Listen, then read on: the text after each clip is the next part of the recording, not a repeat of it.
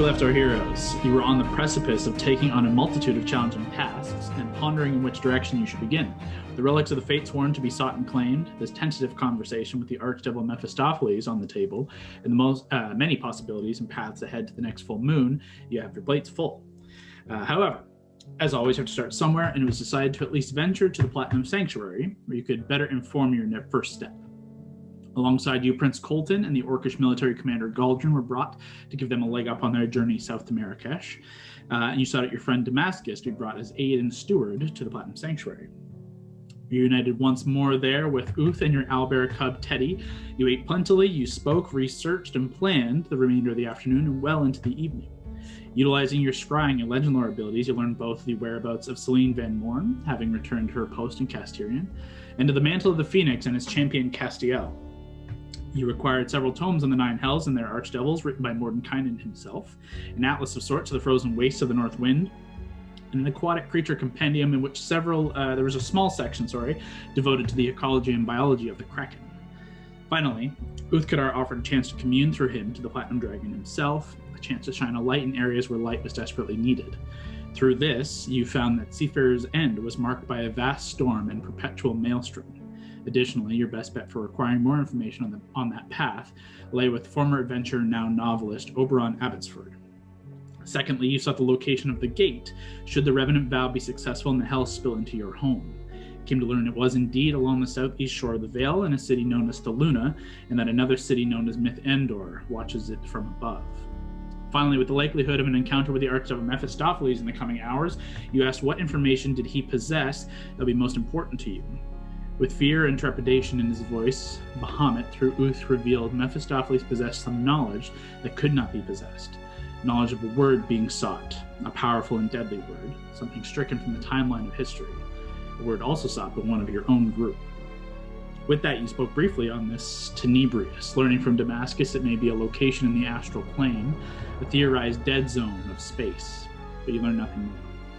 Thus the night came to an end. You rested and set off the next morning, calling the fiend Malzakar with the intent to accept the proposed chat with the Archdevil of Cania. And within a matter of moments, a surprising sight crackled and thundered across the sky above you as the Iron Dreadnought and its pirate crew seemed to be your ferry down to hell. With a few words, Captain Gambino tossed down a rope ladder and beckoned you all aboard. And this is where we begin tonight. Today. What are you guys doing? I'll just look up, shaking my head, oh, God damn it. You guys all set? You ready? Ready Al, as we'll ever be. You want to say goodbye to Keith, Al? Yes. Okay, so I'll go over to Keith and I'll just put my head against him and be like, I'm sorry we have to keep doing this, but this time you gotta be safe. It's for your own good. Take care of Teddy. Teddy will take care of you. I love you, sweet boy. And then I'll go. You see just his big eyes are just deep and they're sad, but there's an acknowledgement there, and he just kind of sits back, but no more. Kyle, do you remember if I got Fern back? Yeah. Great. I'll take Fern with me. If we'll see how that goes. I can just dismiss him if we can't do it. Yeah, he's essentially just he's a steed, but still. Instead of using the ladder, I'll just jump on Fern and make my way up. Easy enough. As you all begin to climb the ladders or find your way aboard the Iron Dreadnought in whatever way you find, Keith does begin his trek back to the sanctuary, and you all find your way on top of the deck that you have only once, I think, properly been on. Right before you see Captain Gambino at the ready, with Syrah at his side, both looking at you guys as Val and Fern, you fly up and over the edge, and the rest of you begin to clamber your way aboard, both looking with this kind of, lack of a better word, a devilish kind of smile on both of their faces as they look at you in this kind of knowing smirk. You can see crew around beginning kind of moving around, human and humanoid crew. You don't see any signs of warforged combatants kind of moving about. But people are kind of in the background, scattered around as Gambino and Syrah step forward. And, well, welcome aboard. Long time no see. Yes, I believe it is. What? We'll wait for all your friends to get up here, but Is strange Cook here? circumstances. Cook, of course. Cook is cooking. What else would Cook be doing? Cook! Well, he's cooking. He's not right here. Hey, Cook! I'm sure somewhere he's heard. You'll get a chance to say hi. But, go ahead. I know you guys had to leave in a hurry last time, but I am happy to see you guys despite the circumstance of all of this. In truth, likewise, we have some business still to attend to with you fellows. But it's, I can't get over how fun, strange bedfellows we keep seeming to find ourselves in these It's situations. like our paths just keep intercrossing. Something about fate, I'm sure. I feel like Hondo is probably holding you back for a lot of it, and then once you kind of shook him, you really took off. That's what we're trying to do, at least. He kind of looks at Hondo with a little smile, but says, well, we do have a little bit of time here before we make our venture below. Takes a little bit out of our ship to do that fun little magic trick we did on the way in. It'll take a little bit of time, so it's a good thing we're out in such vast emptiness. You do this trick sometimes in the middle of a city, and there's a different reaction. I could imagine. Good thinking on your part. Well, we gotta have spots we can hide out. The desert's pretty good. To be fair, we thought we were meeting someone even more nefarious and thought a neutral location was probably best. Very wise, especially in such nefarious deeds. On that matter, we are acting as, I suppose, emissary of the Nine, and ultimately we will be your guide on your way to Mephistar this evening. When you say emissary of the Nine, do you just mean the Nine Hells as a whole? It's a colloquial term, Great. more than anything. We don't truly represent all of the Nine, as you're well aware. We're not That's what quite I a wanted fan to of all just nine. make sure. Great. No need for such fear out of you. I think our actions in the past have shown you our true character. That's right. Perhaps as well, circumstances being as they are, you may know where our true allegiances do lie. I'm kind of feeling that lately, but if you want to elaborate, I'd be happy to listen. In truth, I don't. But you should know that we are ally and servant of the one you seek to speak. Okay. Keep that in mind. Roger that. Glare at Hondo. Few things as for preparation. We have to do this a little bit secretly, as you should be, at least theorize in your own minds. It's not exactly wise to show up at the doorstep of an archdevil with the enemy of the king, so to speak. Sure. So this is there's going to be a little bit tricky terrain for us all to cross. A little bit of a charade, as you would say, to put on. Yeah. Subterfuge, I get it. We'll talk more about that as we get closer. But the main point is we're going to be landing in a fair ways away from the city and from the Iron Spike itself. You just kind of set down and make our way in on foot. We don't come kindly to having the dreadnought shot out of the sky by, well, whatever they have down there. They got more firepower than I ever have. You can believe that. So we're going to have to set down, make our way across the expanse on foot, and kind of looking about you. You don't look quite like you're ready for travel in the cold. Yeah, we were so used to the heat, and hell seemed a warmer destination until we learned of the frigid depths of the Eighth. Yeah, there are, well, two of the nine are much like this. They are, frigid waste is the only way to really put it. So we've got a couple extra coats and things here to help you try and get by. But for those of you who can't protect yourselves from the elements, it gets a mite nipply down there. I do have I fashioned a dire polar bear coat at one point in like episode 4, so I'll dig that out of the bag of holding and put it on. Sure. Could I also set, just while we're here, the Warden of the Fae? Maybe that takes some time. Let me check on that. I think it is done over a short rest. You can change what you are resistant to, but that would be equivalent. If you are considered resistant, that would help in this instance. So in theory, doubling up isn't going to change anything. Oh, so it's, while wearing this attuned, you can use an action to choose which one you want, but then it can't be changed until after a long rest. Okay, perfect. So you can choose now to change it to cold. Yep. Because you haven't made a decision elsewhere. It's kind of, you've made it known that, like, unless otherwise stated, it's fire. Exactly, yeah. So now it is now cold until your next long rest. So yeah, easy enough for you to quickly have the Warden of the Fae take on a cooler exterior, and immediately you feel that change as you kind of mentally make that note and feel the armor almost like it gets hot for a second before it kind of fluctuates and then finds a temperate position as you are already in this incredibly warm location currently. But Gambino does kind of gesture over to a chest that has been brought out by some of the crew. So there's a couple of coats, as I say, in there, but I don't know if we have enough for all of you. So hopefully you got a couple of tricks up your sleeve.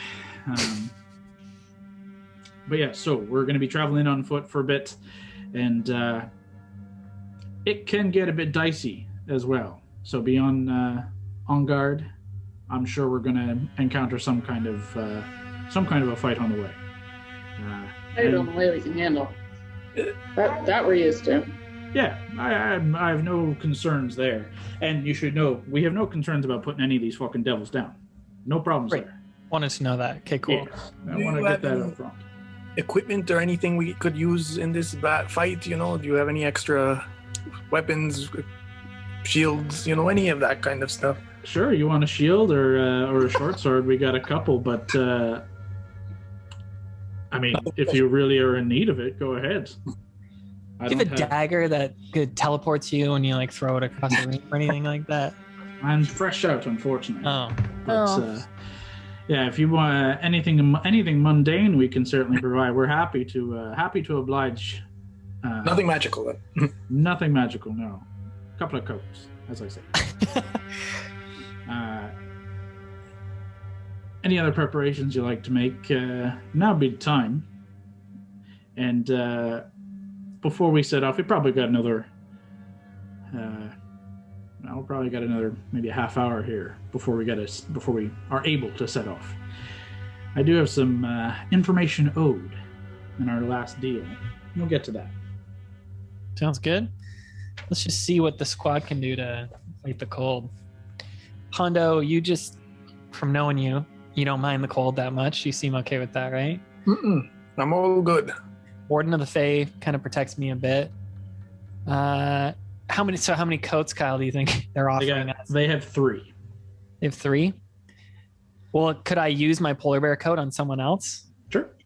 Yeah, it would be perfectly suited for this situation. In terms of what that is going to mean, those of you who are resistant, you will have advantage on any issues dealing with extreme cold. Those of you wearing extra layers will be a straight roll, and people with nothing would be at disadvantage. So We got some other cold. Like I think Allie has something that she had. It's probably not in your inventory, but I vaguely remember you saying you got a coat made or you bought one when we were going somewhere. I could be wrong. I don't remember anything specifically for cold. But Allie, if you have any ideas. So. Let's see if Al could. Check for sure. Al could take one of the coats from Gambino. Hopefully, a smaller one. Yeah, I'll take a tiny one. And then one of the larger peeps, like Lav or Mary, could take my coat. For the show, though, can she try on like the biggest one by accident first? Yeah, probably. Dragging behind you. For sure. Gord, are you resistant to cold? I guess not just necrotic. Checking now, actually. Yeah, I even forget where it is. Let me In your check. top Oh yeah, right, it's under under. defenses. Gotcha. The only one who I knew was resistant off the top of my head is Kev for being a Triton. If anyone, and obviously Warden of the Fae is an option. Anyone else, it would be based in spells, or if I don't know, if over the 3.5 years we've been playing, if anyone has squandered away a potion of cold resistance, now would be that Who time. knows? I think we're okay though. Like, so You if I have were coats for 4, Yeah. and 2 who are resistant via magic. That's and 6 right there. racial, so it covers your group. Lav, do you want to wear this polar bear coat, or do you want? I would love to wear that one. Okay. It's surprisingly heavy, but well made. But you look like a dope, like Duchess in it. Yeah. And Auric has like formed herself around the hood to make it look like it has like a lavender like thing. so cool. But it's just her. Just or just chilling. Yeah. So you guys take the next 5 or 10 minutes to get yourself To try on coats, basically. trying coats, and then you realize we're still in the desert. It's like 47 degrees. Like it's crazy hot right now to actually be wearing these, but it does. You have them ready to go. As Gambino and Sierra have kind of stepped away while you guys take care of this, and check in with the rest of the crew. Gambino comes back and says, "Yeah, we got moving along pretty well with getting ourselves ready to transition, and without having a need to fight or run away in the middle of the desert. We got a couple more minutes that I do want to talk about our last deal that we made before we did Sure. scamper away. Happy to. There was information owed as to some makers of some explosive vials, if I recall, and information on some folk from this area, actually," he says, looking towards Mary.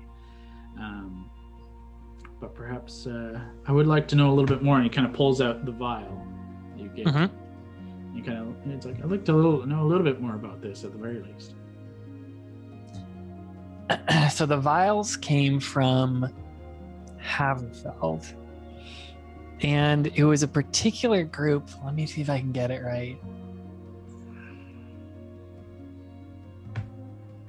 Kyle, who was it? There was the 2 of them. There was our boy Shoestring and his friends. Well, you guys were dealing with the Daggers. The Daggers. Who were the Thieves Guild in Haverfeld. But Who were the the guys in the makers tower? were the The Willbreakers. Willbreakers? Will breakers. There was a That's who, group called- Lavender was after, right? Yeah. Lavender's mission was to fuck with them in some capacity. And you guys definitely fucked with them. Consider them fucked. The Willbreakers was a group near Haverfeld who was making these. They were doing it out of an insect monster down beneath in the tunnels, but they were able to, it seems like, extract either the venom or the, I don't know. Oh yeah, that guy was so gross. It was gross. You don't have any more particulars than insect monster. The actual monster I itself. have a picture of him in my book. She does have a really good picture.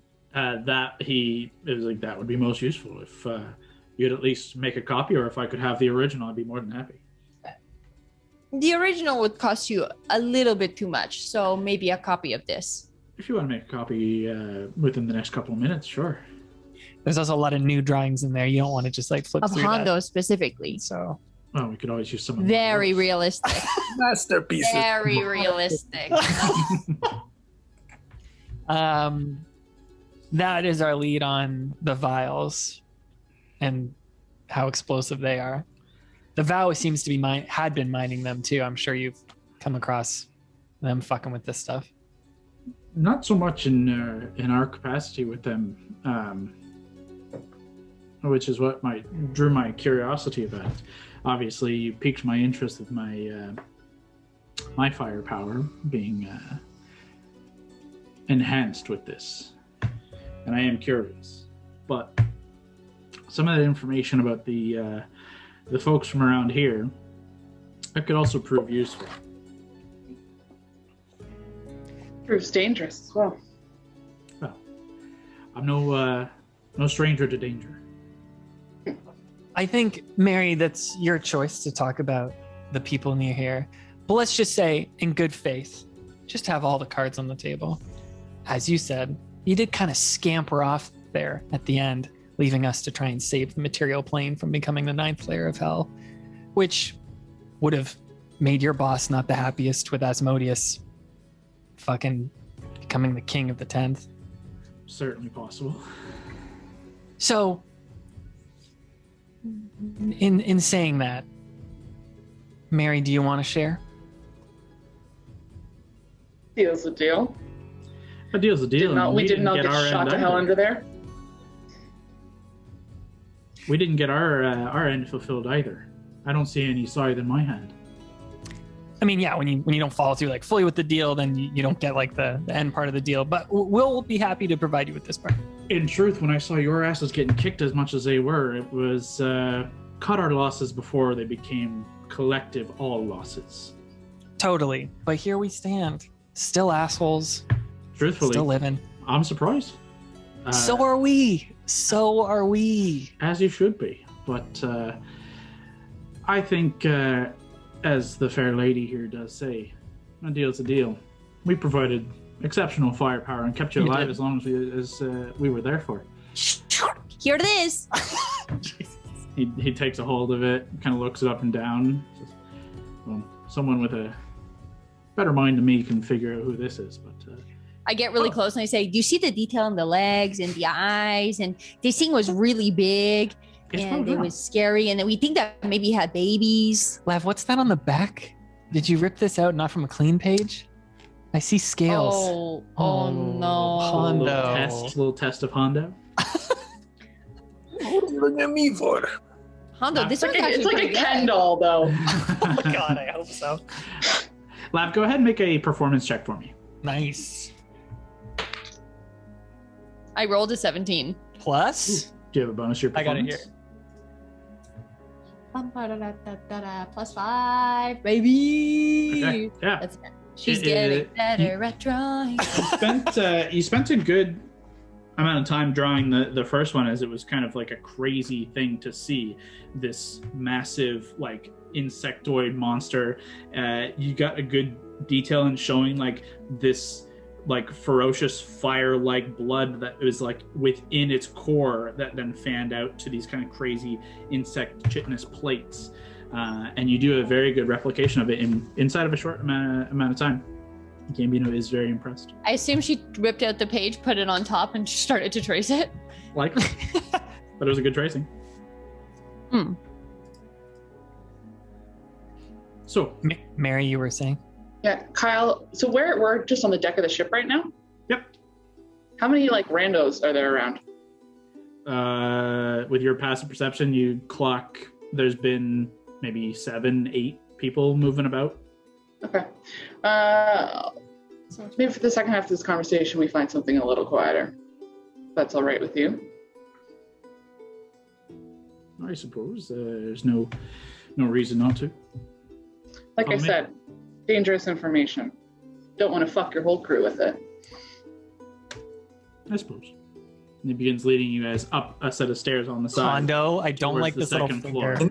What is this? DM, can I wander off and like sort of, I want to investigate the ship, sort of like, you know, how it works, you know, what you know. Are you stealthily trying to like, you know, as everyone walks away, you kind of slip in a different direction, or are you just leaving?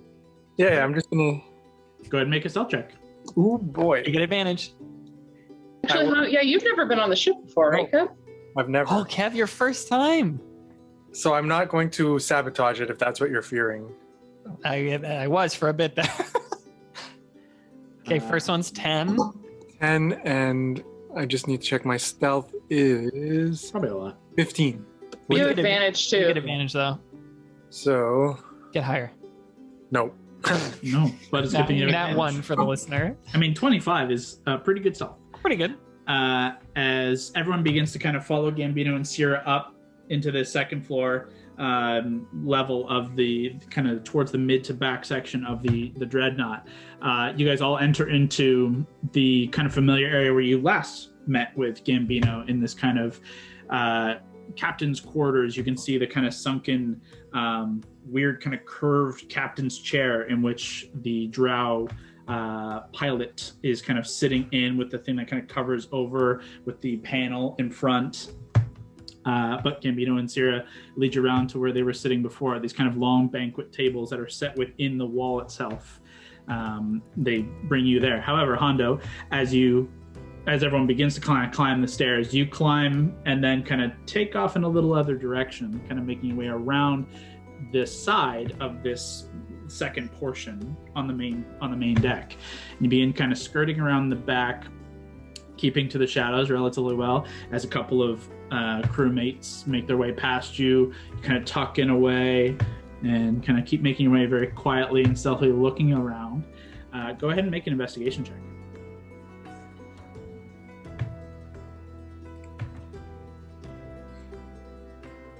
Oh, Bad. That's very And bad. you were distracted, bro. my investigation's 11, so 12. Okay, you kind of walk the perimeter of the main deck, and you don't find anything immediately of interest. There are a couple of rowboats that are stacked on the sides of the ship, ready for immediate kind of needing to, if they're on the seas and need to get off the boat, they have rowboats. There's a couple of ballista. There's the cannon at the front of the ship, this large cannon that is kind of part of the metallic structure of the ship. And you kind of begin just like making your way around, and unfortunately you don't really find anything immediately of interest to you before a couple of the crew do manage to see you wandering around, and you recognize the Githyanki bosun of the ship, Senzara. This big great sword sheathed on his back. He kind of comes around the corner as you're around the back of the ship, kind of looking to see if there's any doors or hatches or anything. You do spot a hatch, but Senzara kind of comes up to you at this point and sternly suggests you return to your group. What do you do? I will do that. I've never been on this ship. I'm a sailing kind of guy. I just wanted to see how it works, And he kind of claps you on the shoulder and begins kind of heavily pushing you along. I get it. I go. He escorts you back. So for a couple of minutes, Hondo is no longer with the rest of your group. As Mary, you can regale the captain and Sierra with whatever information you wish to. Trying to remember, you said you just rewatched it to remember what I promised, right? Location and names. You promised location and top brass of the Eldrazi / Titan makers. Gotcha. What do you know about our friends to the north, out of curiosity? And also, Kyle, I guess we'll do this first. While we were walking in, does the ship look damaged at all? Like, does it look like it took shit? Does it look like it's in good shape from the fight? We never saw it. Like, it was up in the fog, so. No, Also, I pictured it looking like an Avengers helicarrier, but now that you described rowboats, what does it look like? I have a picture of it. Hang on. How do I send this picture? It basically looks like it's kind of more steampunky than an Avengers helicarrier. Yeah. But off the main front of the ship, there's this demonic metallic kind of winged back face with these like three tusks, and from it is like this long cannon, this massive cannon. Like the front of the ship is an entire cannon, and then it kind of billows up into a more traditional like airship with multi-tiers. There's 3 different tiers, all with like kind of fanned winged metal plates, and all on the sides you can see the hull is curved and like hammered metal, and there are some kind of fins that kind of come off the sides. I'm gonna see if I can track down this picture. and drop it into our chat here for everybody. As Leo, what was the question? Sorry. What Does do you it know look about like that? it took any? Oh, did it Well, take first I any asked if damage? did it take any damage? Like, does it look like their crew's hurting? Like people are limping, or does everyone look like they came out of that completely fine? The crew that you've seen so far, everyone looks like they're back in tip-top shape, but it has been like a week, well, not a full week, but it's been like Been a couple several days. It's been several days since your battle. Can I get this? Good enough. The ship itself looks like it has sustained some recent patchwork, mostly where you saw it kind of arrive, rolling back time. You saw the hull and some of the fins and wings looked a little damaged, and having recently been worked on in some capacity, but nothing that looks incredible, nothing that you're even surprised about. Looks pretty simple. Where'd that go? There it is. Okay, if I drop it into the chat. Oh, can I not upload pictures? I thought I could. You used to be able to. Just in like the Zoom chat? Well, it would like do it as an attachment, but maybe not anymore. It doesn't want to. I'll just put it in our Something message. on the ship? Some tiny monster that's roaring? It's just yelling. Yeah. That's just the engines. There, in the messenger chat. I dropped Oh, a picture. cool. So Oh. it looks a little damaged, but not significantly. It looked like they, even from the battle, you guys didn't see a lot of focus on the ship from the Vow, but you also were focused on a lot of melee combat yourselves.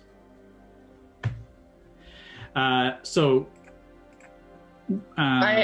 just asked. Yeah, I just asked what they knew, so I could try to fill in the gaps, and also kill time because the baby's. Yeah, Gambino just more or less says, we don't know a whole lot. In all honesty, we know more story and legend and myth than we know fact, and that's always been something that's rubbed me the wrong way. I like to know, Because they like to keep it that way. of course, and I understand that, and that's why I want to know it. That's the only motivation, just wanting to know for your own curiosity's sake. Information is a powerful motivator and a powerful tool in the right hands. Having this information could make someone a lot of money or leave a lot of bloodshed. Depends on who's asking. Well, you seem to have a vague concept of location. Rough idea anyways, at least in this region, but pretty big one. They have a, I don't know what the right word is, like a compound north of here, well north, in the Adrasil Mountains. There's what's it called, Kyle? Titan's Throne? Mm-hmm. Follow admittedly this will be much easier from the sky than it can be on the ground, but following the Titan's Throne peak will at least point you in the right direction. From there, not exactly a mapped region where I can point to a specific location. That'll get you there. That's probably good enough. Like you say, from the skies, we have a better vantage point than if we're trekking in on foot. And in truth, I don't so much care if they see us coming. I guess you have the firepower to back it up. I'm not so sure that they can return that from there, so do with that information what you will. I truly don't give a shit. It's good to know. If you're looking for volunteers on that one, I think we'd be happy to contribute. Also good to know. I did say we'd make some other business deals in the future. I'm telling you, it's a match made in heaven. I mean, enough of their men and women fucked us up a couple days ago. No love lost. No, I imagine not. Well, location will do. I accept our business dealings from the past are now finished. And I'm sure there's some business dealings to be done in the future still. But you feel this kind of shudder out across the ship. It says, that'll about do it. I think it's time we head below. Before we do that, you mentioned having to go in somewhat of a charade. Don't just want to march up right to Mephistar. That's right. What does that entail on our side? Do you want us to look different? Is this the old, we give you all of our weapons and look like prisoners? How does this go? Well, you got it close, but you got it backwards. You're our prisoners. You give us all your weapons. Really? Yes. We are, the plan is more or less simple. You are taking us in as bounty. Oh, okay. It's going to look a little bit more convincing when you have us and we don't have you. You're fucking, if we bring you in, it looks weird. Why would we bring you into Mephistopheles? Now you bring us in, it makes a little bit more sense. So, going to make a little bit more sense, but you're still going to have to play your parts. And to your point, maybe you're going to have to look your parts a little bit different. You guys look a little too shiny, too goody two-shoes, like some of you. He kind of points up and down at Mary. He's like, bounty hunters typically look a little rougher, more like Hondo, as Hondo is brusquely brought in by Senzara at this point. And he kind of nods at Sen and at Hondo. Says, so yes, the plan is more or less simple. We cross the expanse with as little bloodshed as possible. In truth, hopefully a little bit. As I say, no qualms about killing or fucking anything up down there, but it'll look a little bit more convincing if we don't come in all pristine. So yeah, I guess in my mind, we were taking the dreadnought the whole way. That's not how this is going. We're going dreadnought there, get on the ground and move. That's right. We're going to move on foot for a little bit. So you're going to act like you're bringing us in as bounty. Okay. Hands bound and all. The guard will certainly descend on us as we get across to the city. You'll show them our tokens. I'll show you our tokens in a second here. We have some markings, some items that these devils will be able to tell our affiliation through, if you get my drift. Now, this should be enough to get us escorted proper through into the city. Now, if they give you any grief, you should probably feel free to throw down with them. Prove you're serious, not just a bunch of pissants. Once we're into the tower, they're going to want to see some proper paperwork. And honestly, even at the gate, they may want to see proper paperwork. Our tokens may not be enough. Now, we don't have proper fucking paperwork, so this is where you're going to have to do a little bit of acting. We don't have a real contract, so you're going to have to stall until Malzakar shows up. He's going to bring us all inside.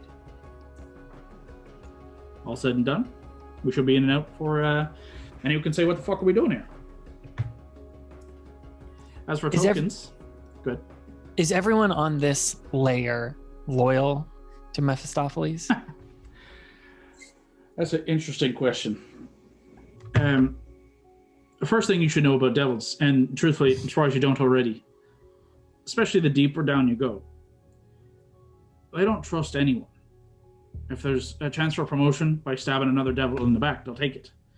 Moving up the ranks down here is coveted like a dragon's hoard. These big guys, the archdevils, they're the most paranoid. They're the most suspicious, the most cutthroat motherfuckers in all the universe.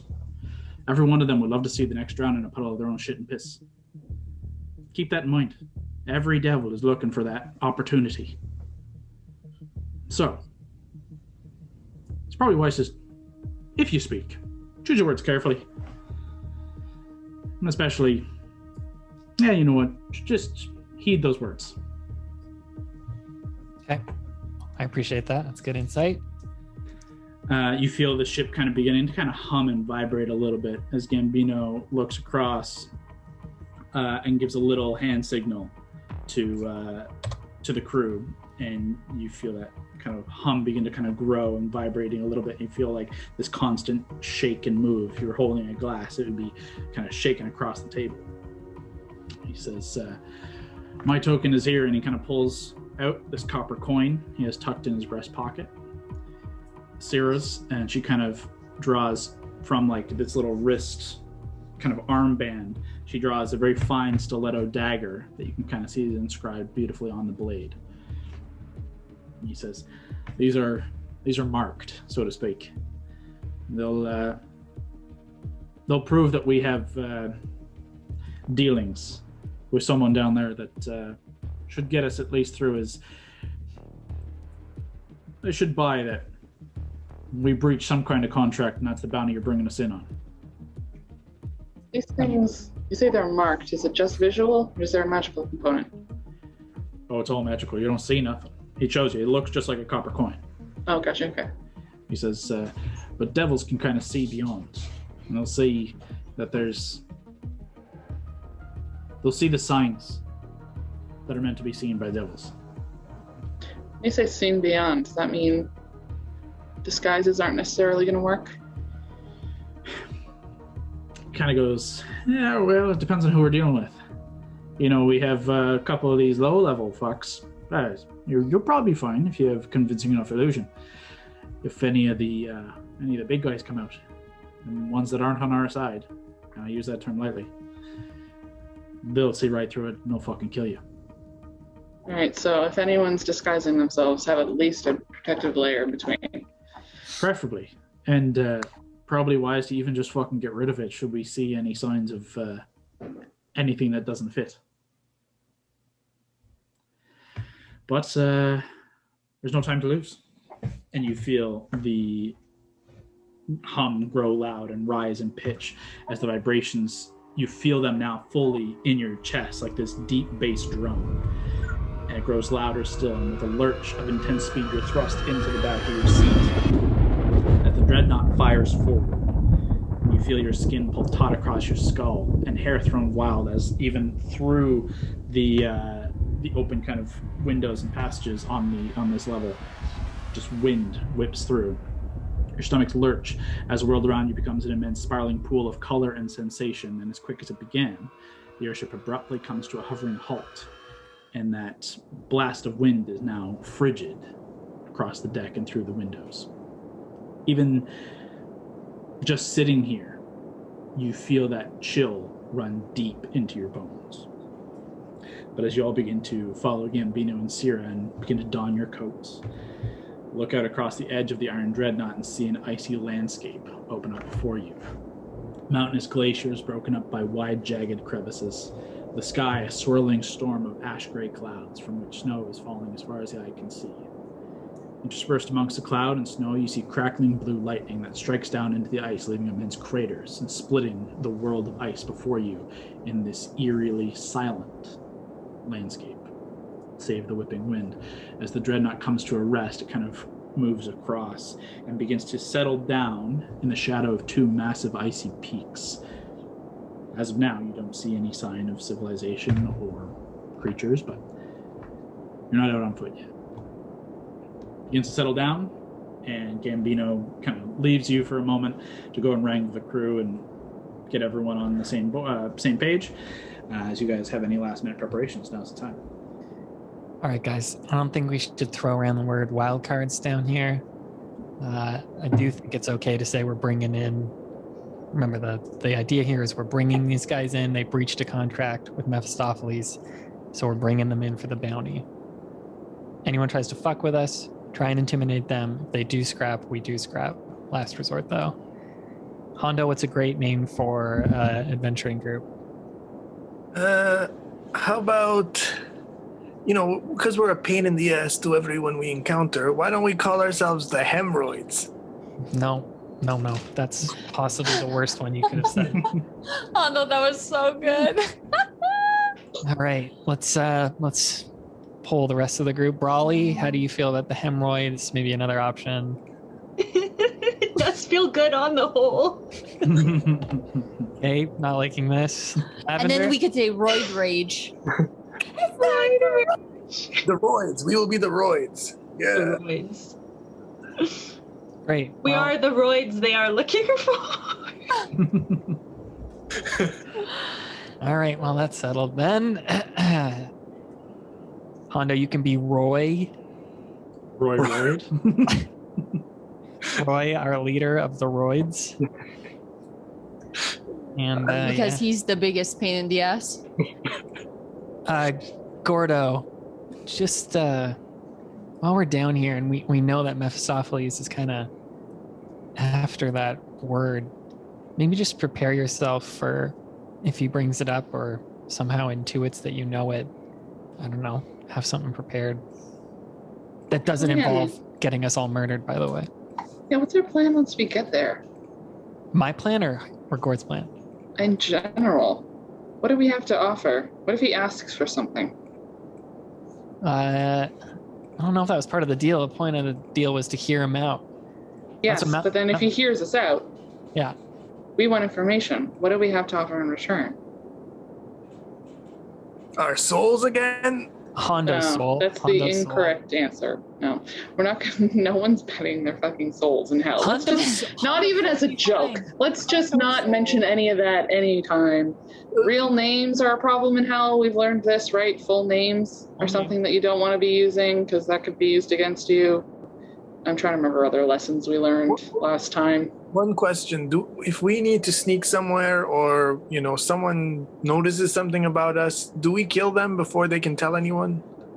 Depends on the person. Mm. If we're inside that guy's like dark tower thing, probably not. I think that could go bad. If we're out here and a little imp sees us and you feel like it's shady, you could maybe try and kill it. The point here is to project the sense of don't fuck with us because we're the Roids and we'll be a pain in your ass before you know it.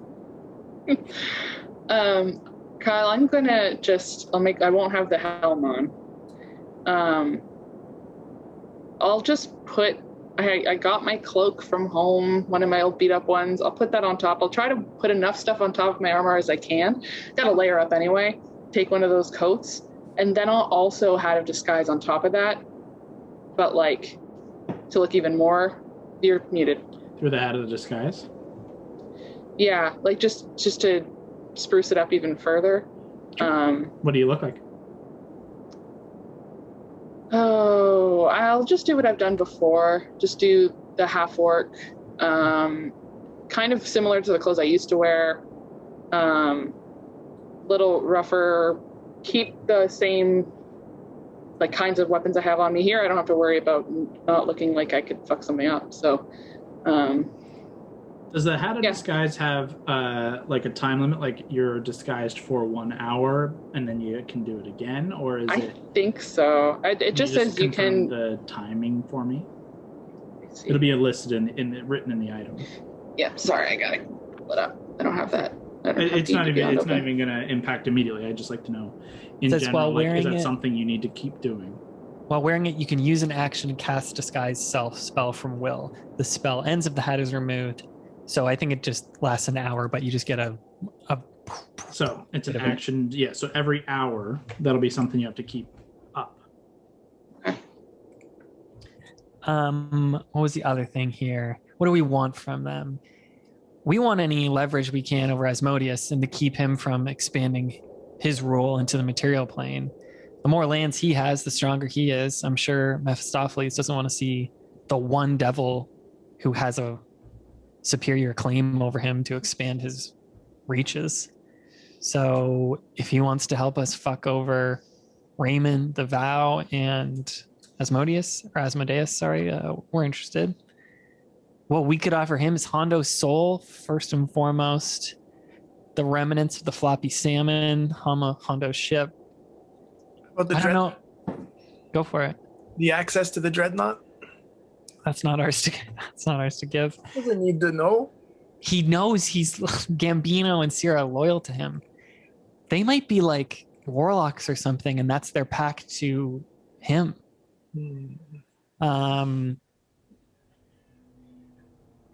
We do know about my great granny, who is the Hag Countess. We don't know much about her, just that she's been trying to make plays with the 3 Shadow Sons. How about the head of Raymond? You give us the tools, we'll bring him to you. I mean, there's an angle there that we could give them Raymond's body.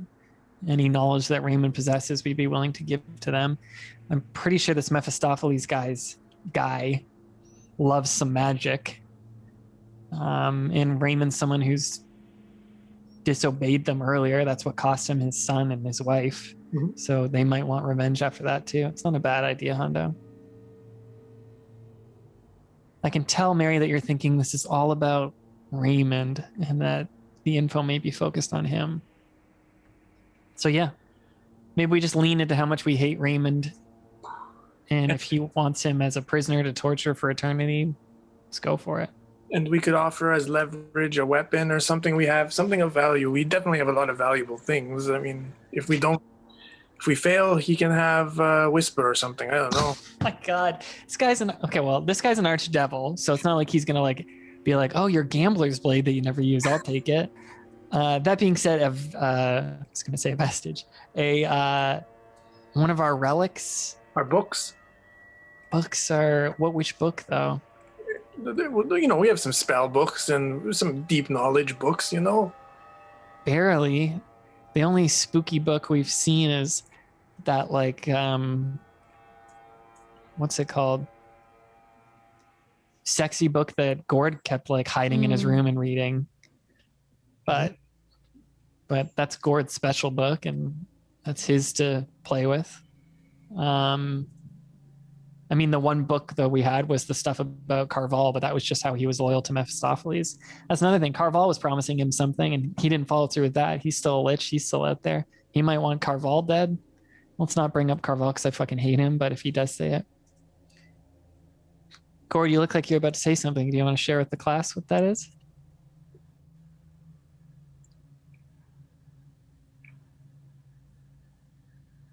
Or is that just in the chat for the rest of us out of game? That was just so you knew out of game, but Okay.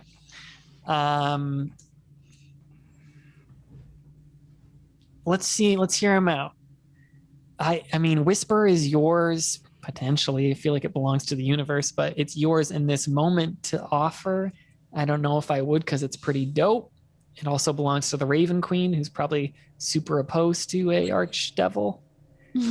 Let's just see how this goes. That's a safe assumption. What was that Whisper? I think we avoid bringing up any of those items, to be honest.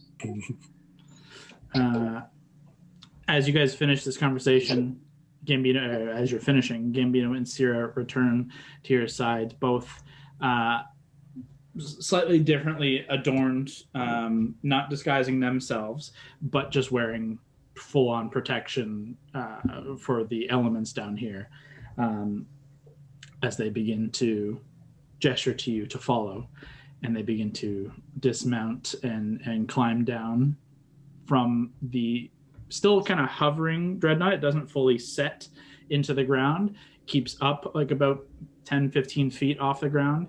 And it's kind of constantly kicking up snow in its wake as you all begin to kind of set foot down on hard, crunchy snow and ice. And you begin to follow Gambino and Sierra as they lead you beyond these two peaks of ice and snow. While we're walking, could I ask them a question? Yeah, of course. So are you guys Gambino and Sierra while we're here, or do you want to be someone else? They'll very likely, at least someone will recognize us. There's no point in putting anything on us. Okay. We're going to be us. Okay. And it's up to you if you wanted to be someone else. Someone here might even know you. We're the Roids until that fails. And then we'll just see. That's terrible. What were we in Hell previously? Do we remember what our cool name was? We should have used that branding that's already worked down here. But was our cover blown? You were Roymond. Roymond Baralis. That's a cover that never fails. I don't remember if you guys even named your group. Were we the Probably Black did. Parade down there? I feel like we had a name. That probably sounds right.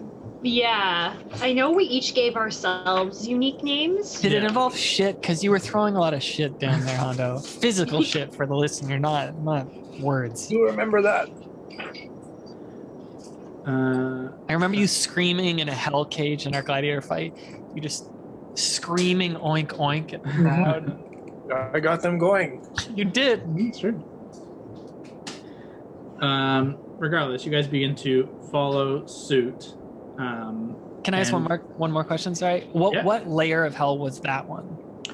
You guys were in Avernus, the first layer, when you were last taken to hell.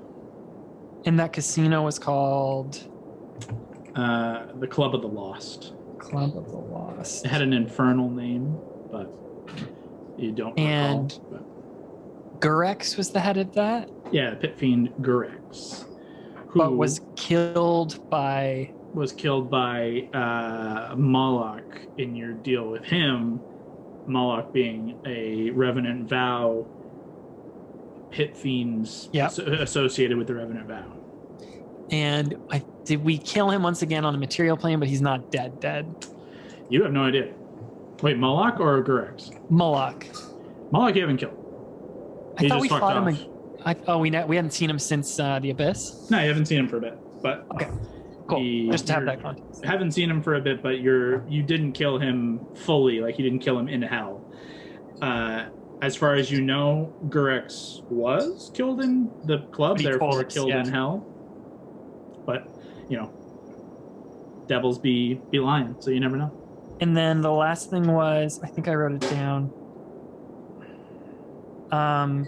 The High Countess is from, I think, Malagard, which is, where is this here? Which level? Yeah, I was just trying to get the level. I think it's the 6th. Okay, cool. And that's the level. That's the level we visited to kill the Dark Crow. Yeah. Okay, great. I'm all set. Okay.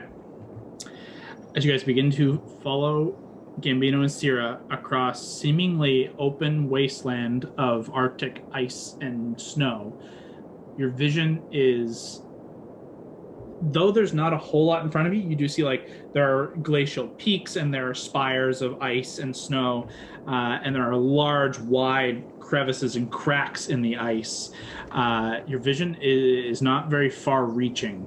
There seems to be a heavy fog and blizzard that seems to perpetually be blustering and blowing across the expanse here. So you don't have great lines of sight, but you can still see a fair distance ahead of you, at least for now. I would like someone to roll a d6 for me. Ooh-wee. Who's gonna do it? Brawley, you do it. Brawley. I can do it. D6. Oh, a 1.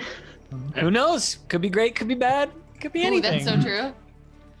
So, you guys begin to trek off behind the pirate captain and Sierra, the Witch Queen, across this expanse. It is bitterly cold. Even you're resistant, even Hondo and Val, you guys being resistant, magically resistant, it bites through. It's -50 out here, easily. Even those of you wearing the thick coats and gloves provided, and being hardy adventurers yourselves, this hurts. It's so cold. You feel like your lungs, after a few short minutes of trekking across, are burning with icy, frigid air being pushed into them. Ice is accumulating around your nose and lips and eyes. It is uncomfortable, near unbearable, and you don't know how long you have out here. As you begin to trek forward for the first 10 minutes and 15 minutes, Gambino and Sierra kind of leading the charge. What is the marching order? I can go first with Fern. Oh yeah, you have Fern. Yeah, we don't have Keith, so just Fern. I can follow. Hondo, do you want to we could put Gambino and Sierra in what are they called? Manacles?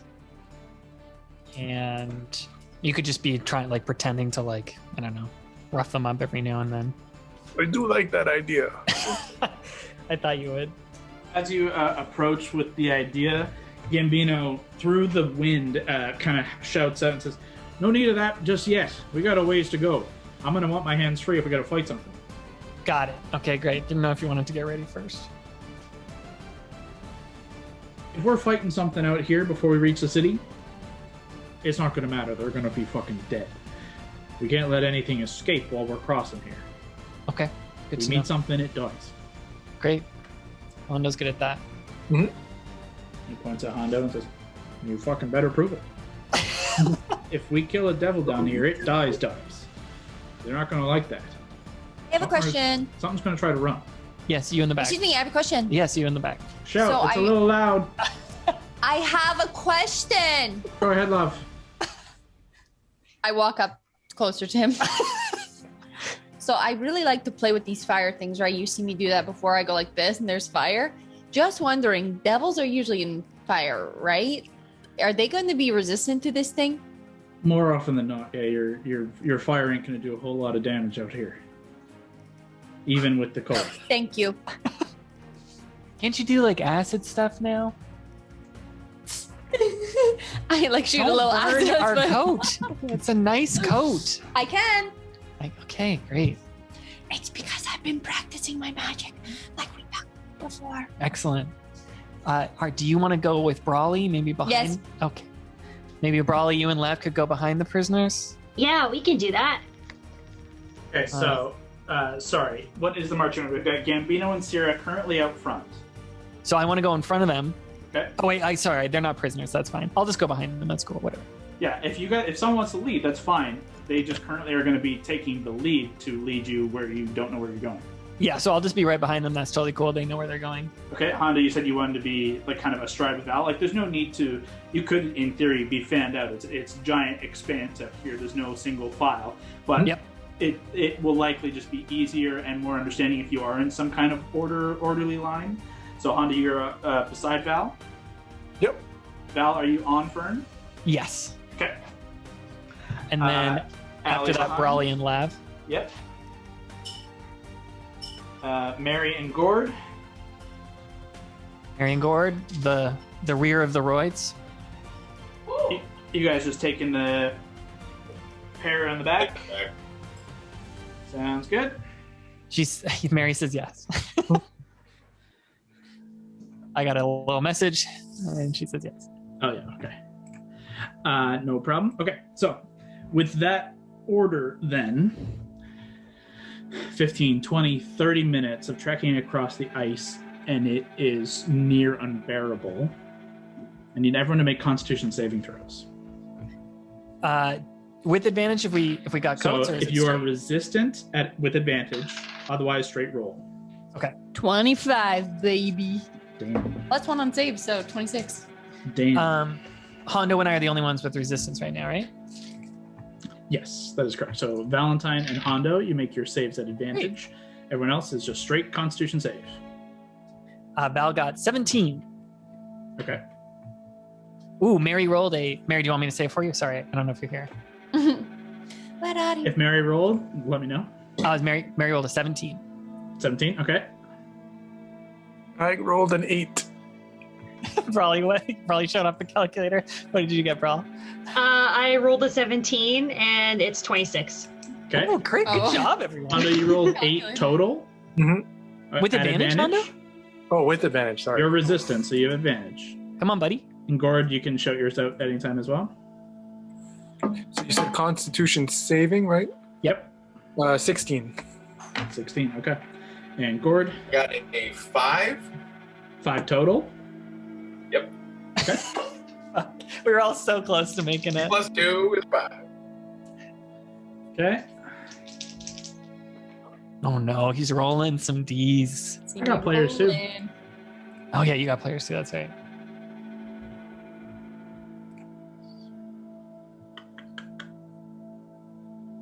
Ooh, just made it. That was close. One of them just hit the DC. Not a great roll. The other was great, but anyways.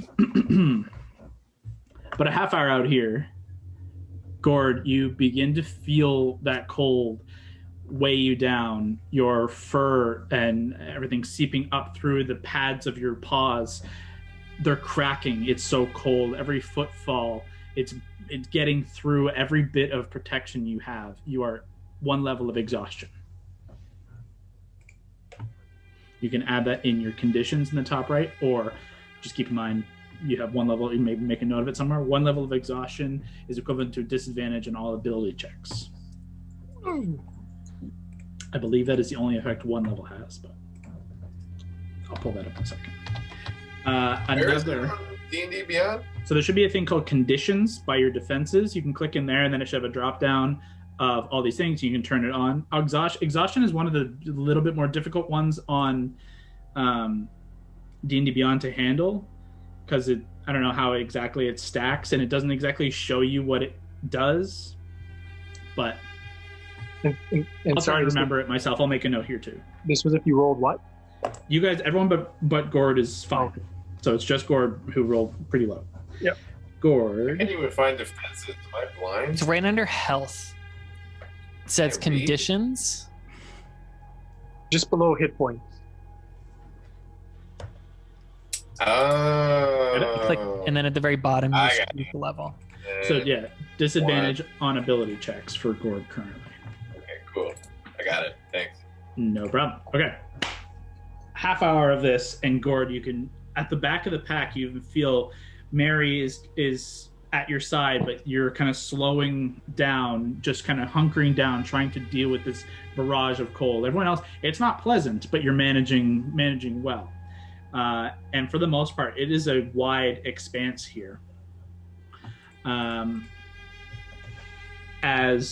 Gambino and Sierra out front, and Gord, you wouldn't notice this at this point. Hondo, Val, and Mary, as Gambino and Sierra begin to kind of slow up, the three of you in addition, you begin to see the kind of faint shapes kind of emerging from the snow and blizzard conditions ahead. You can see the shifting of something. It almost blends in. It's also white and gray against the kind of white and gray exterior of the blizzard, but there's some small shapes. They're about 200 feet off at this point. 100 feet off at this point. I'll radio everyone just to confirm that. We got shapes up ahead, about 200 feet away, right to our 1 o'clock. Probably if you just want to let Lav know that. Is he saying something? Yeah, he says about 200 feet, there's some things moving, some figures up ahead. Some figures? Yeah. Are they big? I don't know, he just said figures. So Because it's hard to see if a figure's big because it's far away, depth perception and all that. Yeah, if you can see them, they might be big. I don't know. I bet if you were that far away, we couldn't see you. Maybe there's figures closer. Can we get the chatter low here while we're sneaking up on these people? Sorry. Let's run it. Gambino kind of turns to you guys and says, "It looks like there is something ahead. What do you want to do?" Kyle, what are the? It's cold as hell, but is it gusty conditions here? Would I feel afraid if I Full-on took blizzard. off? Okay. It's going to be. You can certainly try. You're not sure its exact effect, but you just feeling like the constant bluster. You imagine it would be difficult, not impossible, but difficult. Yeah. Why don't we see if we can sneak up closer? We can try and get stealthier, and then we can either avoid these people or try and do a quick little strike attack at them. Sounds good. As you guys all begin to kind of slowly make your way a little bit closer, you're about 100 feet. It's difficult to tell with the terrain and the visual impairment. Go ahead and everyone make stealth checks. And does anyone want to change the position as you guys move forward, or you keep the same 2x2 structure and try and move forward? Change it. Let me know. I know you're rolling great. This is my best night ever. Ooh, Because I got 22. Damn. Gambino rolled 34, so he's probably pretty good. 34. 34 for Hondo as well. Look at the old pirate buddies rolling the same. Mary rolled. Mary, you want me to say? If you say I don't nothing. think Mary's nearby. Mary so rolled go a ahead. 28 because she badass. Yeah. She's thinking of maybe fanning out a little bit. Okay, Mary pulls off to the side a little bit, but keeping in that line, just getting a. Brawly, Bit of a do you V. want to? Yeah, maybe I'll fan out just a little bit too. I'm gonna like get real low on Fern, just try and like hunker in with him. Brawly, do you want to ask Lab if she wants to do her like Auric thing and scout ahead? Auric immediately just goes past him like I had already thought of it. Make a dexterity check for Auric. Oh, what are Auric's little stats? Little stats. I rolled a 15. This fucking again. dice tonight for Auric. What race is he again? How do we look that up? A little. What was Yeah, he? what's What was under your character sheet? I thought we Oh, yeah, had it that's as a pet.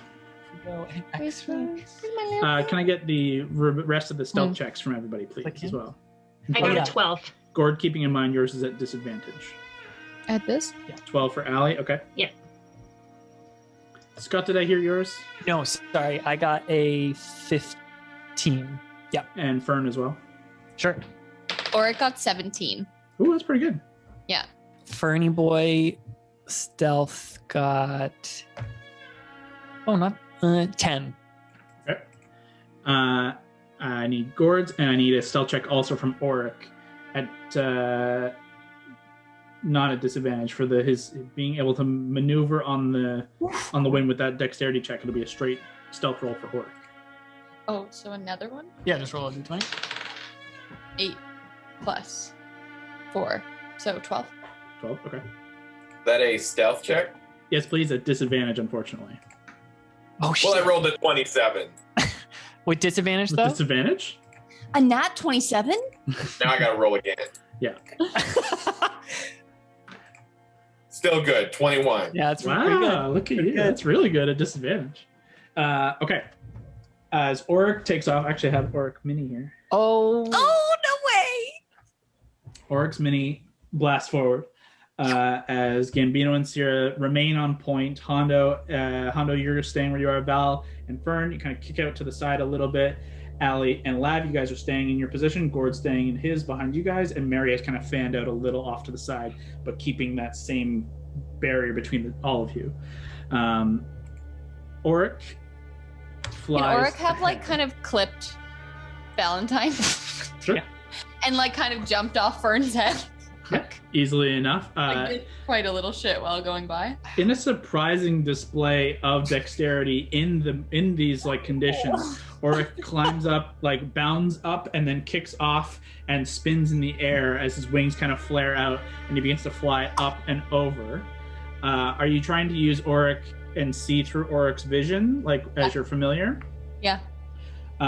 In that case, you'll have to get close to either Allie or Gord, because you go blind while you look hold on to through. her. My classic like arms straight out. Yeah. Just For sure. So that just changes your position is all. okay.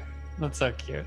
But that's no problem to do. Oh my that. god, Brawley, it's only been a little time since I've had Auric. I can't see anything. It's okay, I got you. I'm like flailing. She's like, oh, shit. Immediately your vision is just kicked up in white as Auric is flying forward, and it's like light speed, just like snow and gray flying past. Go ahead and make a perception check for Auric as she begins to fly forward to try and scope ahead. I'm going to take our Auric Okay, out for a thank pee. you. Out for a pee. Yeah. I was like, oh god, she got a pee. Okay, perception check. In Auric stats, Yeah. So if there isn't a perception bonus, just straight wisdom bonus. 15. Okay, that's Oh. pretty good. Yeah, because there was skills, perception plus 5. Perfect. Yeah. Hondo, Valentine, Mary, and Auric now, and Lavender through Auric's eyes. At this point, you guys have moved slowly and stealthily ahead, another 50 or 60 feet. And in the snow ahead, you can see what looks like three, they're humanoid shapes. They're rather large humanoid shapes, maybe about 9 feet tall. And they blend in almost perfectly camouflaged.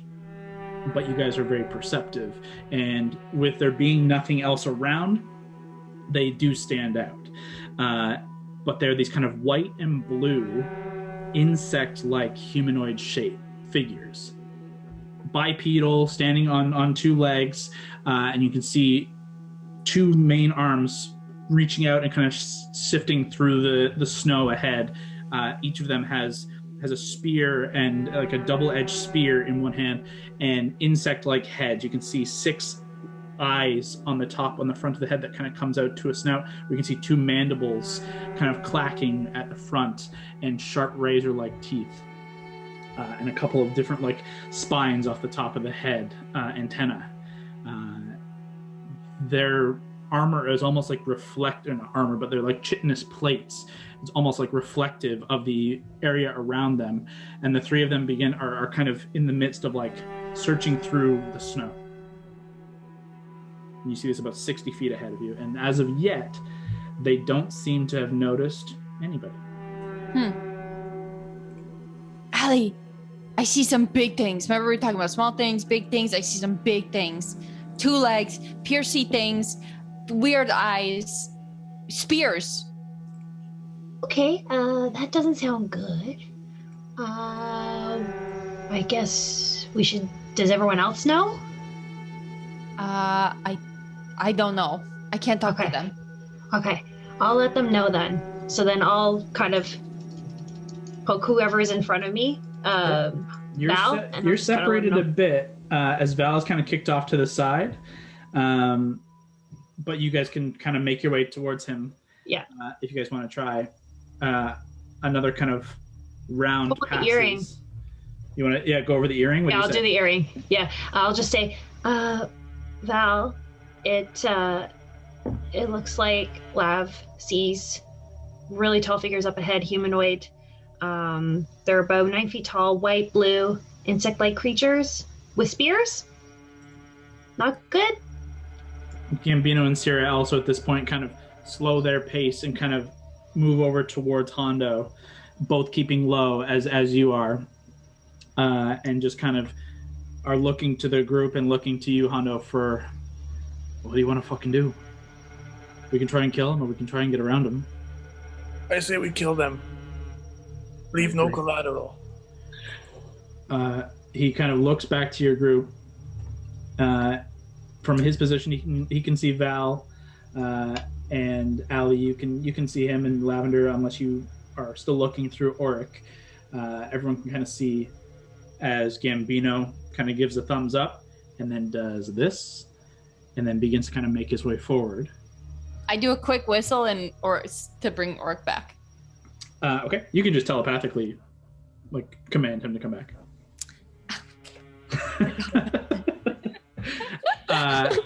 Let's have everyone roll initiative.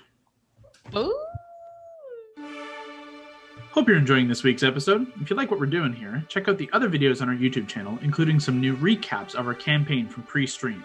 If you have any questions, you can get in touch with us on Twitter, Instagram, and TikTok at Hexplorers DnD, or join us in the live chat when new episodes premiere on YouTube each Tuesday evening at 8 p.m. Eastern.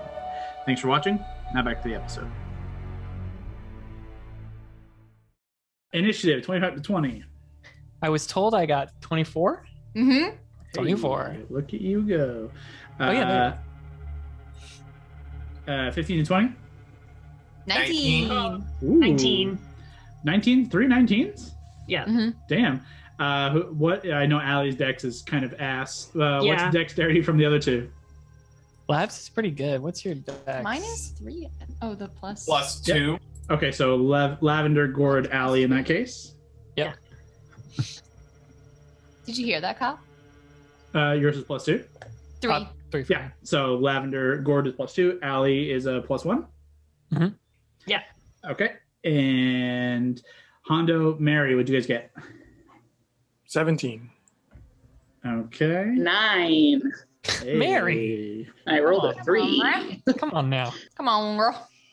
Hondo. Oh, shit.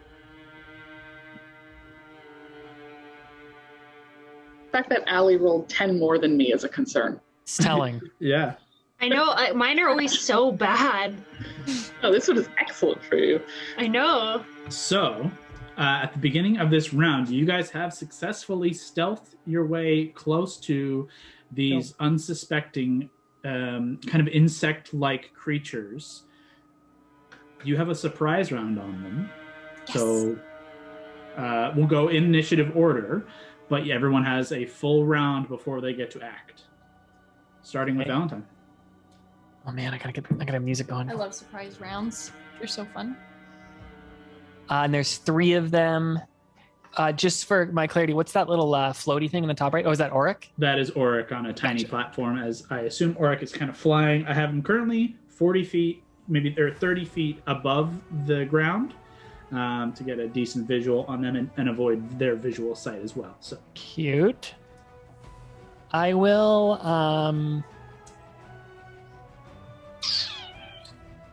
I'm just gonna Eldritch Blast. I don't want to waste anything bad here. You got it. Which of the 3 do you want to target? You've got one that is within 15 feet of you. They're all within range easily, but they all look more or less the same. You want to go left, middle, or right? I'm gonna go left, the one closest to me. You got it. Make 3 attacks. Let's do it. Let's try and do it quick here by using D&D Beyond. Please sponsor us. Is this with advantage on the first one? Yeah, I would say your first one would, and then that would, everyone, your first whatever will have advantage. After that, no more advantage. Does that make sense? Yep. So my one with advantage was 20. Okay, hits. My second dice, no advantage, is 29. That hits. My second dice, no advantage, is 16. 16 is a miss, unfortunately. So 2 hits. 2 hit. Go ahead and roll damage. As Val, atop Fern, trying to keep low, you do see this creature, this chitinous, armored insect-like creature, as these 3 are kind of poking around into the ground. And as everyone begins to fan out, you fire 3 blasts. All 3 do connect. And as the first 2 slam into it, you see it kind of reel back before gathering its feet under it and kind of skidding and stopping in the ice with these large toe claws. And then it kind of deflects the last one with its spear. How much damage did it take? So I'll launch 2 off Aetherius. That'll be 28 damage. 28 damage. Hell yeah. 13 and a 15. That's real good. That's almost max damage. Yeah, baby. 28 is this. Wait, is that right? Yes, it is. That is your action.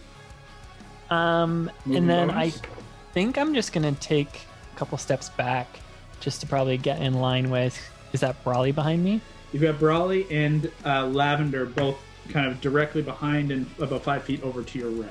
Yeah, so I'll just stand right beside Brawley to her left, kind of trying to be in front of Lav. Yep. Keeping in mind, as Fern is a large mount, you do take up a 10 by 10 square, so keep that in mind. Not that it makes a huge difference for you, it's more for battle positioning. I'll stay mounted on him and just move around on him. You got it. If you want to fly, let me know, as there will be a bit of a check involved, as you saw with Auric. But for the most part, you should be fine. Let me just see, does this come back after a battle or is it a long rest?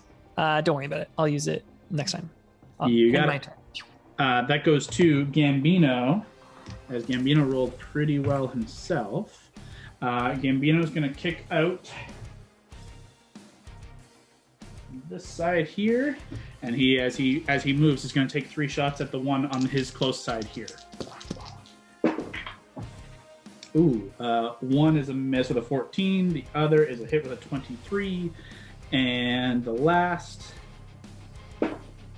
is a hit with a 26.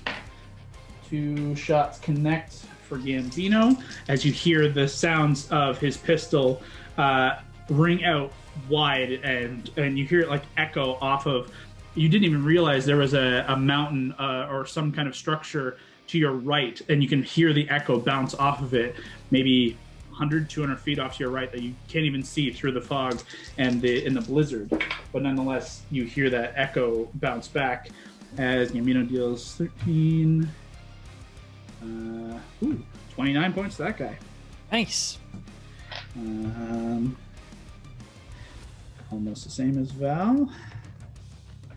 And that's going to end Gambino's turn and take us to Lavender. Oh, You are here. I'm just going to... Oh, I feel like I'm so far away from that guy. What's the rule with... You're Well, currently can 35 feet from the nearest guy. I wonder if I can literally just fireball in the middle of them. Oh, yeah, you could. Can I fireball in the middle of them and not affect us? Yeah. Yeah, you should have no problem being able to connect that back guy. What's the... Actually, I have it here. If you hit this back guy, it hits all of them. Maybe tell Auric to get out of the way. Yeah.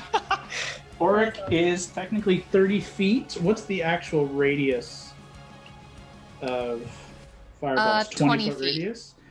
So Auric is actually above the 20-foot radius as she's 30 feet in the air. So Dope. I'm going to do a 4th level fireball. you got it. Go ahead and roll some damage as I roll some saves. God, D&D Beyond, you're so clutch. 29. 29. Okay.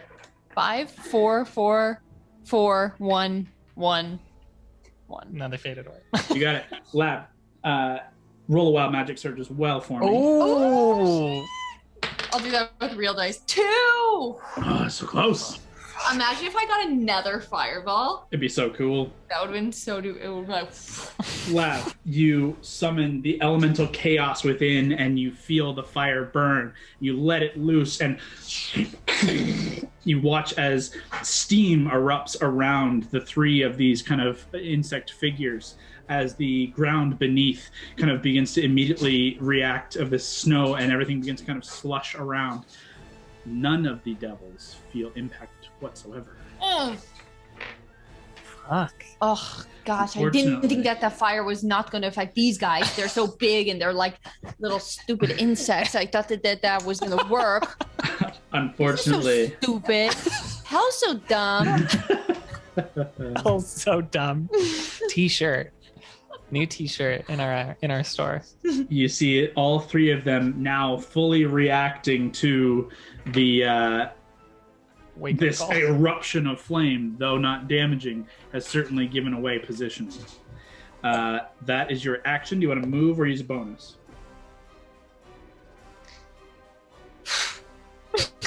I just kind of back up Okay. because I'm pissed. And then just chill. Yeah, and I sit down. Sure. I'm going to say you are now sitting in the snow. Very tantrum. Yeah. You drop and sit in the snow. You are now considered prone. If they run up to you, I'm considered prone? if you You want to sit, sit in the snow? Aww. it's probably a bad idea. Okay, I walk out and I start kicking snow. That's okay. You are now prone. You are standing back up, kicking at the snow. Unfortunately, you have wasted a 4th level fireball. But you've learned a good lesson. Moving on. Gord, your turn. Allie on deck. I shall cast Wall of Light. Ooh, okay. Just as also as a point, I didn't even do this before. Gord, this is you here. Mary, Hondo, Sierra, Gambino, obviously Valentine, and Lavender, and Al right there. Where do you want to position your wall of light?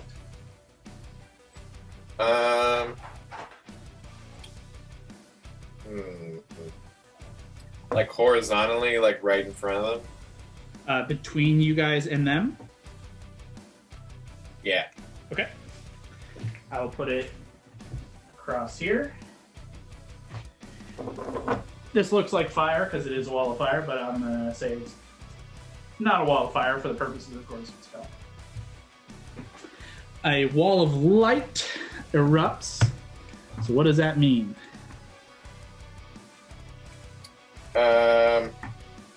The wall blocks line of sight, but creatures and objects can pass through it. It emits bright light out to 120 feet and dim light for an additional 120 feet.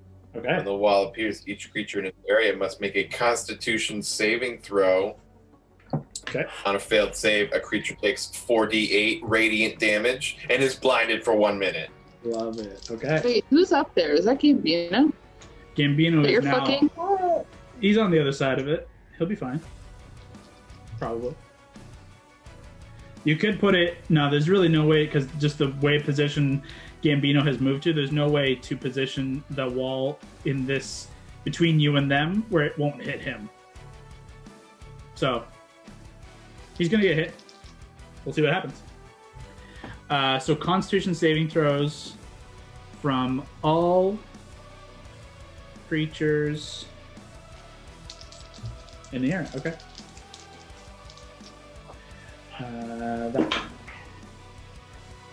First one is a 19. What's your save DC, Gord? That is my con.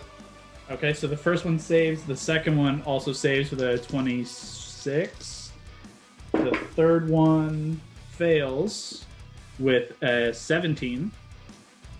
And Gambino.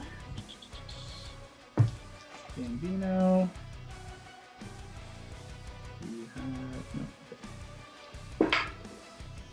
Gambino is going to fail with a 15. Close. So roll 4d8 radiant damage. This is the guy who failed here. So the guy on the right side, although none of you can really see that, as this wall of light immediately just like erupts from the ice in the ground and entirely obscures your view of the enemy combatants.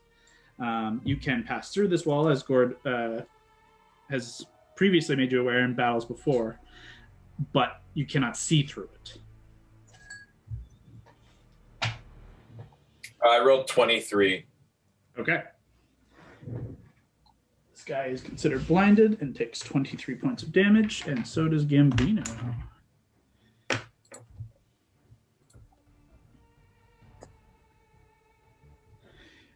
Okay. That is Gord's action. Do you have anything for a bonus, or do you want to move? No, I'll stay there. I will just... It also says a creature that ends its turn in the walls area takes 48 radiant damage. Yeah, so that would be if someone is standing in the space after it's been cast. So if someone, because you can walk through it, if they end their turn inside where the fire is on screen, they will suffer that damage again.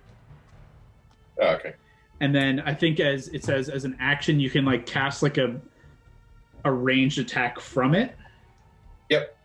Yeah, but that would be your action on a subsequent turn. So for the time being, you've got it up. If anyone stops in the middle of it, they suffer that damage again.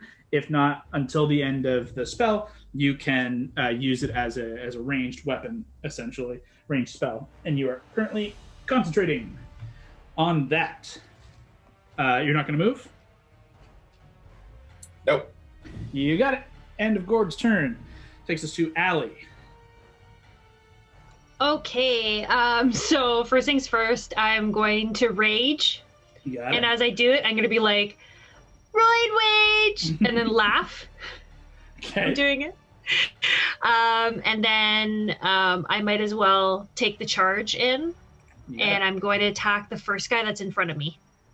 if I As you can. watch the wall of light erupt in front of you, you're already planning, you're already headstrong, you're already running, and you just careen through this opaque like wall of bright yellow and white light that is now, as you all is heavily illuminating the space, become like a beacon in this about 120 foot radius all around. Everything that you can see on the battlefield is suddenly illuminated very brightly as Allie just charges forward. 5, 10, 15, 20, 25. You can get right up into his space. Okay. And I will attack him. You got it. The glasses and Roid Rage screaming are just the best, right? Everything's so bright. I'm like, I need my glasses out. 20 to hit. 20 does hit. Okay. So first attack is... And do I get the thunder damage? Or Yeah. they resist? I do. Okay, perfect. No, you can add that in. Okay, 24 damage. 24 damage on the first. Yep. Okay, go ahead for the second. Okay. 18 to hit. 18 just hits. Okay.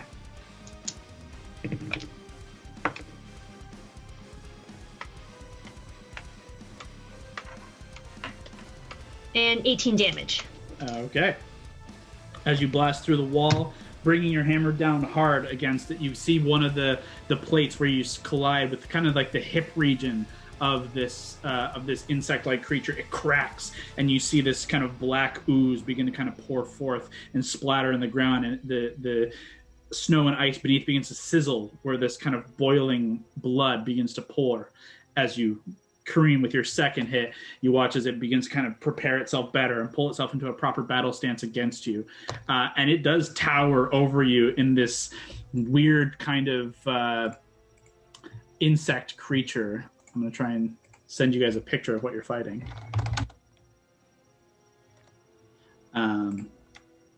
In the messenger chat. As we go from Allie's at the end of your turn. And then I will just mark him, and that's it. You is mark a bonus action? It just says, yeah, I think it is. Yeah, So unfortunately, you've raged, so you cannot Okay. mark and rage. not a problem. But you guys have a full round here before they get to go. So probably a good shot you'll be able to do it again if they're even alive. Okay. That takes us to Hondo. Hooray. So I would have to go. Do I have to go around that wall to be able to be effective in my attacks? You can go through the wall as it is, like you can pass through it. Mhm. But yeah, you would have to be on the other side to hit anything. If you throw from this side, you will have disadvantage. Okay. I'll go. I will just like peer on the other side of it, like sort of like hide behind it, but like peer. Are you going to just walk right up to it, or are you going to try and come over on this side? Yeah, that side. You got it. So 5, 10, 15, 20 feet puts you kind of right beside Gambino. And as you kind of step up beside Gambino, kind of peering around this radiant wall, and it is kind of blaring, you can see Gambino is kind of pistol in one hand, the other hand kind of up on his eyes. You can see he cannot see. He is kind of rubbing at his eyes. He has been blinded. Can I help him at all, or? I don't know if you can. Well, let Just me something attack. you see. Yeah, Let me just attack. something you see. You are 5, 10, 15. You are 15 feet from the target. If you want to hit that first guy, Yep. I will throw Whisper. you got it. Go ahead and make an attack roll. All right. So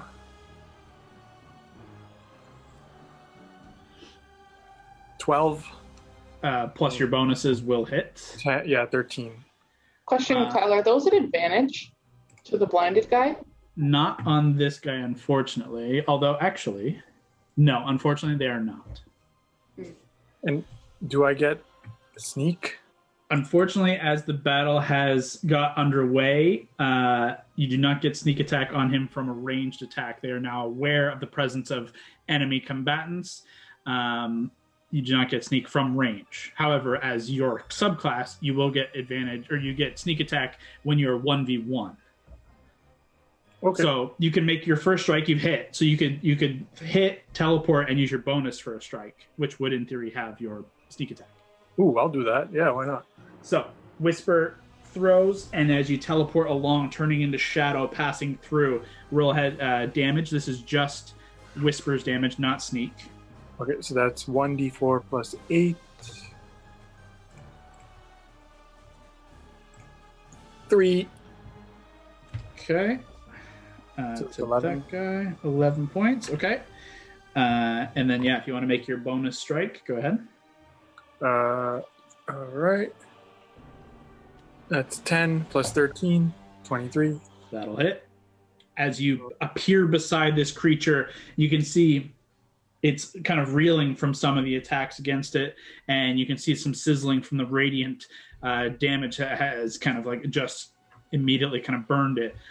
It doesn't see you as you teleport beside it and stab. Go ahead and roll damage with your sneak attack on this second strike. Wicked. So let me just see. Sneak attack is 5d6, I think. I believe so. It should be in your features and traits, but it's 5. I think it's 5. Yeah, 66. Ooh, 6. So 1, 3, 4, 5, 6. So 66 and 1d4. Yep. 25 total. Plus your whatever the bonus is there. So 33. Oh, what's this 2d4 I can also do? Oh, that's there's additional psychic damage to Whisper. So roll an additional 2d4. Okay. So now the total is 30 plus 8. 38. You got it. You also have your psychic blades thing, which is part of your. He used his bonus already. Okay, cool. Just to keep you in the loop about and that will burn some of your bardic inspirations if you choose. But keep that in mind for the next time. As Hondo deals a significant chunk of damage to this guy with your action bonus and 20 feet of movement. You still have 10 feet. Do you want to stay there, or do you want to move another 2 squares? I'll move back 2 squares. That will risk an attack of opportunity, but just keeping in mind. No. Then I'll stay and engage. Okay. Staying in combat with the with this ice devil. That ends Hondo's turn. Takes us to Syrah. Syrah. What is Syrah gonna do? Normally, Syrah would likely do a fireball. She knows better. So she instead is going to 5, 10, 15, 20, 25, 30, kick out to the side, and just Eldritch Blast 1 to each of them. And see how this goes. First one, that is unfortunately a miss. Second one, that's a hit. Third one, that is a miss. So unfortunately one connects. But it connects for 12 points of damage. So not too bad.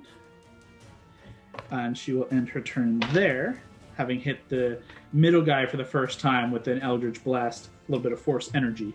Finally takes us to Maddie. Okay, I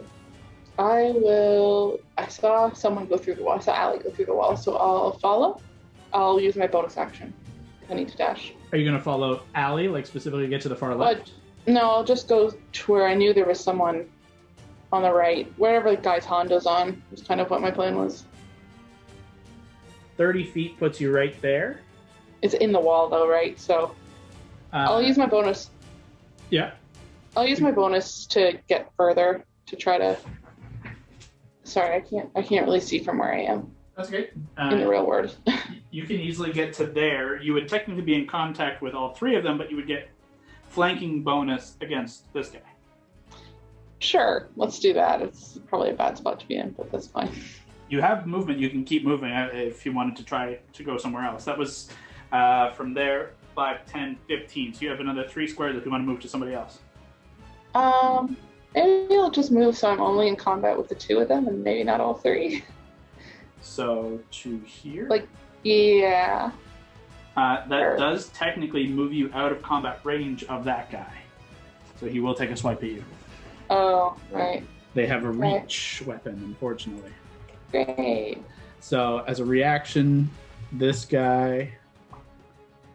where is the reach? With his ice spear, it's going to make a melee attack against you. A natural 1. Hey. Sorry, insect Huzzah! dude.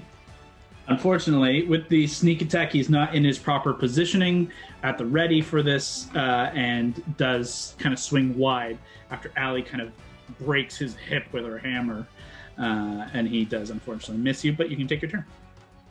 Okay, cool. I'll, as I'm going around that guy that Hondo's on, I'll try to take a swipe kind of low knees area. You got it? Let me pull up. Sorry. My dice. It's not my dice. I'm trying to find. Here we go. There it is. First attack. Natural 20. Hey! So I may as well actually make Let's it a tripping go. attack. You got it. Because, it depends on what size are these creatures. Large. Then cool, yes, I will make it a tripping attack because why not? I said it for flavor, but let's do it for real. So then I need a D8, 2D6 because I get sneak attack because Hondo's there, right? Yep. And a D10 and a D4. Oh, a couple of 1s and 9. That's not terrible. So that's 25 plus 8. What's that? 33. Yeah. Did you already double the die? Oh no, I didn't. Sorry. So that's 50. So it's 58 points of damage. 58 points of damage as you, and he has to make a strength save. Yes. That's a natural 19. Yeah, I believe he succeeds. Yep. Pretty good roll, pretty strong guy.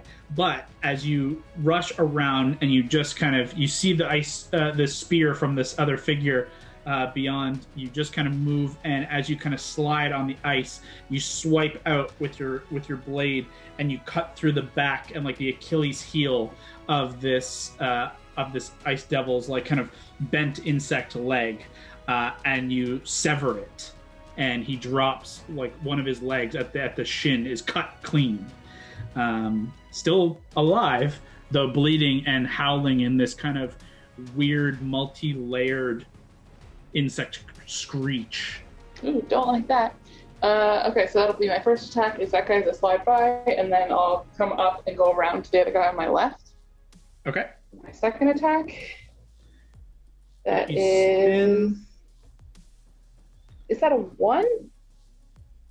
Yes, it is. It's a natural 1. That is going to be a miss, unfortunately. The high- What? God. Nice. The highs Damn and the it. lows. I don't want Yeah. for the kids. Yeah, it's a little slippy, okay? I didn't expect it to be slippery after the fireball. It is a little slippy, but you do manage to hit a 20 on the first guy, so not the end of the world.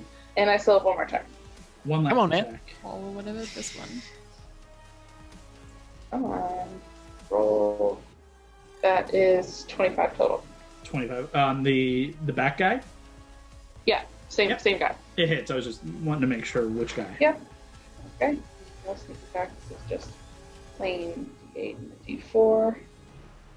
So, only 5 plus 8 damage. Okay, no 13. worries. That's 13 points is that. Okay.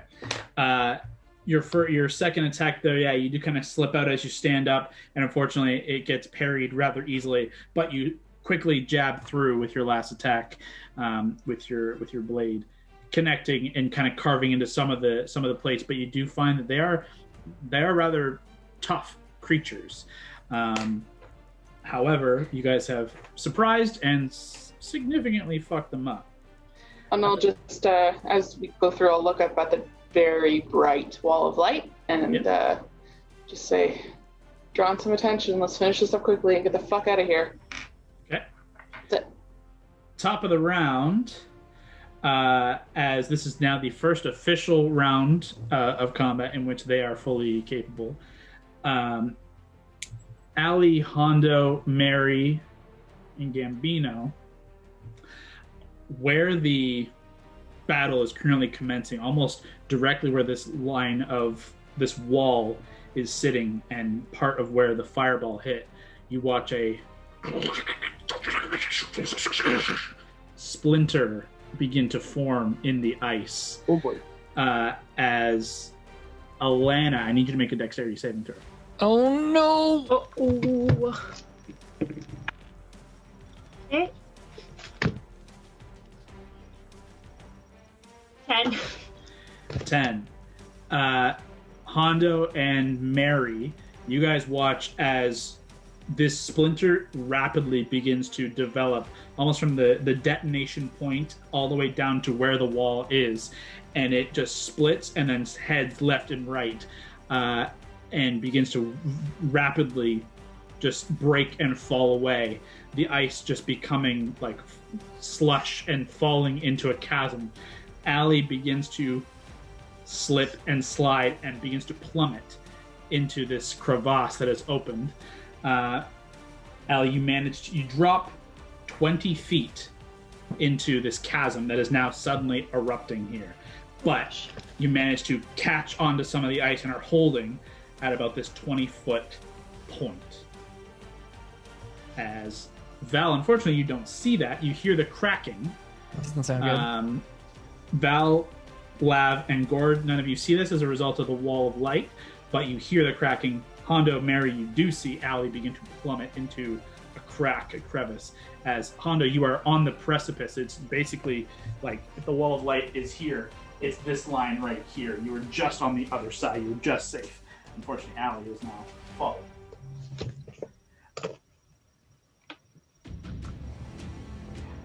Okay, that takes us to Valentine's turn. I'll How far does this wall go? Like, does it stop there, or is it just we ran out of stuff? It is a 60-foot wall, if I'm not mistaken, and that's 60 feet. I'll just... And how high up does it go, sorry? 20 feet? 10 to 20 feet. I'm just trying to see. Okay. 10 feet high. 10 feet high. I'll jump on... I'm on Fern, so I'll kick Fern up, and we'll fly above it. Okay. You want to tell me how much feet I have left after that? You want to be, like, on top of the space above? Basically, Yeah. right over top of it? I'm thinking so. Val would try and go over this to try and give support. Also curious about this crack, but when I see what happened, That would put you 20 feet okay. of Fern's movement and 15 feet in the air, essentially. And now as I hover above this, do I see this crack?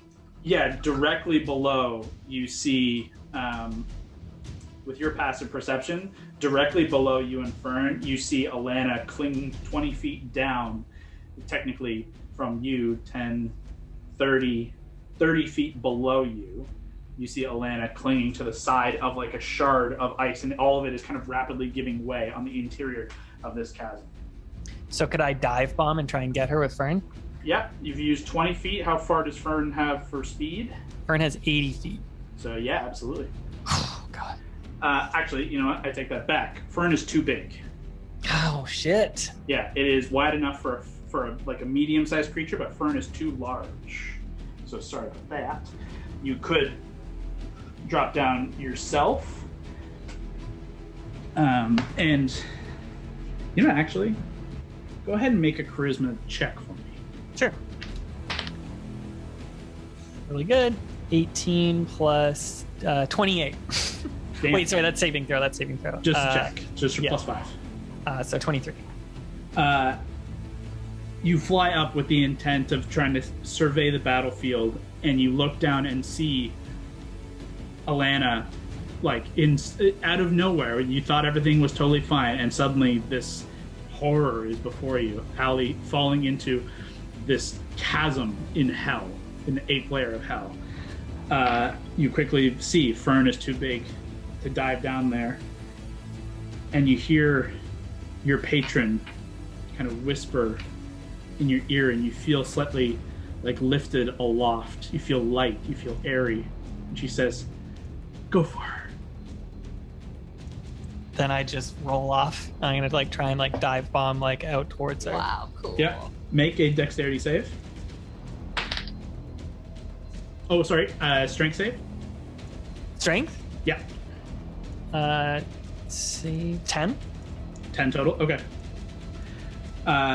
You guys watch as Val rises up on Fern over this wall, and Val, you just feel that trepidation. You feel that well of anxiety and fear all well up in you, and yet the calm voice of your patron kind of immediately calms you, and you just trust, and you just roll and dive.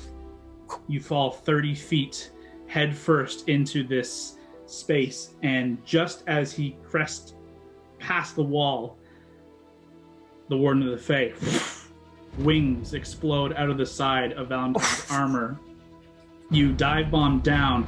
You loop your arms underneath Allie. Unfortunately, you're not quite strong enough to lift her free, but you have her in your arms under hers, and able to kind of lift her free as the wings beat furiously behind. As the Warden of the Fae awakens in a moment of fear, you rise heroic. Whoa. Fuck yeah! That's dope. Cool. That's cool as fuck. Cool. I will say that is your action Oh, cool. to attempt to save her. Sure, yeah. As long as we're safe. Yeah, so I can actually move. Are these like leafy wings? As you take a moment, as you feel them behind, they are like feathered leaves, currently a vibrant green. So So cool. And the whole armor you actually watch begin to shift from this kind of brown, typical leather to a vibrant emerald. Oh, cool. The Warden coming through. You can, if you wish, search in your command for the Warden of the Fae Awoken. Cool. That's your action and your movement. You're like, I don't even know what to do. I think I'll just like hold her and be like, I got you. Perfect.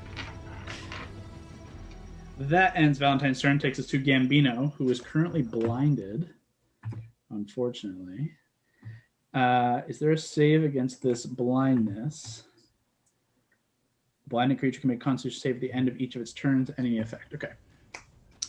While blinded, he is just going to kind of back up, unsure of what to do, and just kind of calls to Sierra, but makes no further action, as he doesn't know exactly what to do, and unfortunately doesn't have anything to protect himself from being blinded. And he's just going to take like the dodge action. Just curses. Basically, he's just shouting, Sierra, get the fuck over here! As he takes the dodge action to try and protect himself. But unfortunately, he's going to end his turn there and make a con save. Nope. Still blind. Ends his turn, takes us to Lavander. Lavender.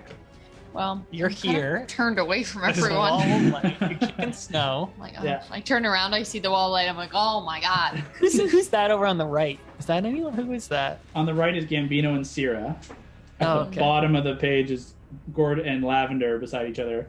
And then everyone else is kind of top hidden a little bit now by the wall and the fern. I'm just flying. going to cast third level fly on myself. That's smart. You got it? And because I'm close, I'm next to Gord, right? Yep. I'm going to use twin spell Okay. and, give him touch fly as him. well. Touch him, and we both have fly. Absolutely. You are now concentrating on fly. Mark off the sorcery points. Yep. And that's your action. How far do you want to move? You have 60-foot fly speed. I want to go up on that thing, up on that pedestal thing. By Fern? By Yeah. Fern or by Ulrich? Or Ulrich, whatever his name is. I guess you probably couldn't get that far. He's pretty far By away. Fern. Yeah, unfortunately, 5, 10, 15, 20, 25, 30, 35, 40, 45, 50. You could get to Auric. It's about 60 feet to Auric, so it would be your full move. Or I'll you go to could Auric. it's 30 feet to here, so. Yeah. 60 feet, flying straight up and over the wall. Gord, you also feel yourself kind of light as a feather, as you are now imbued with flight. But Amanda, that is your action. Yeah. And then I'm just trying to figure out how many sorcery points you can spend. Sorcery points equal to the spell's level, so So it'd be minus 3. Yeah, sweet. Awesome. Do you want to use anything for a bonus action, or is that the end of your turn? No, that's the end of my turn. You got it. Gordo, we're back to you. and you can fly. Yes, you can. You have a fly speed of 60 feet. What a time to be alive. Kyle, this thumbnail looks great on the Warden of the Fae Awakened. Looks dope. It's pretty cool. Pinterest. I will use my action to launch a beam of radiance 60 feet. You got it. Which target? The middle, left, or right? The baddie's up on that target, or up on that platform, right? No, that's Lavender and Auric. Oh, So dear, you've got- I just made you fly. this guy and this guy are all baddies. Okay, whoever's closest. I don't care.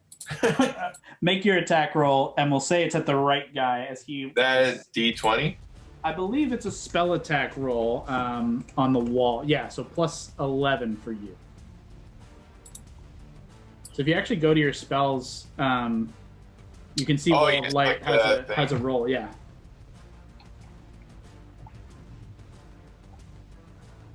Where is it? I can't read.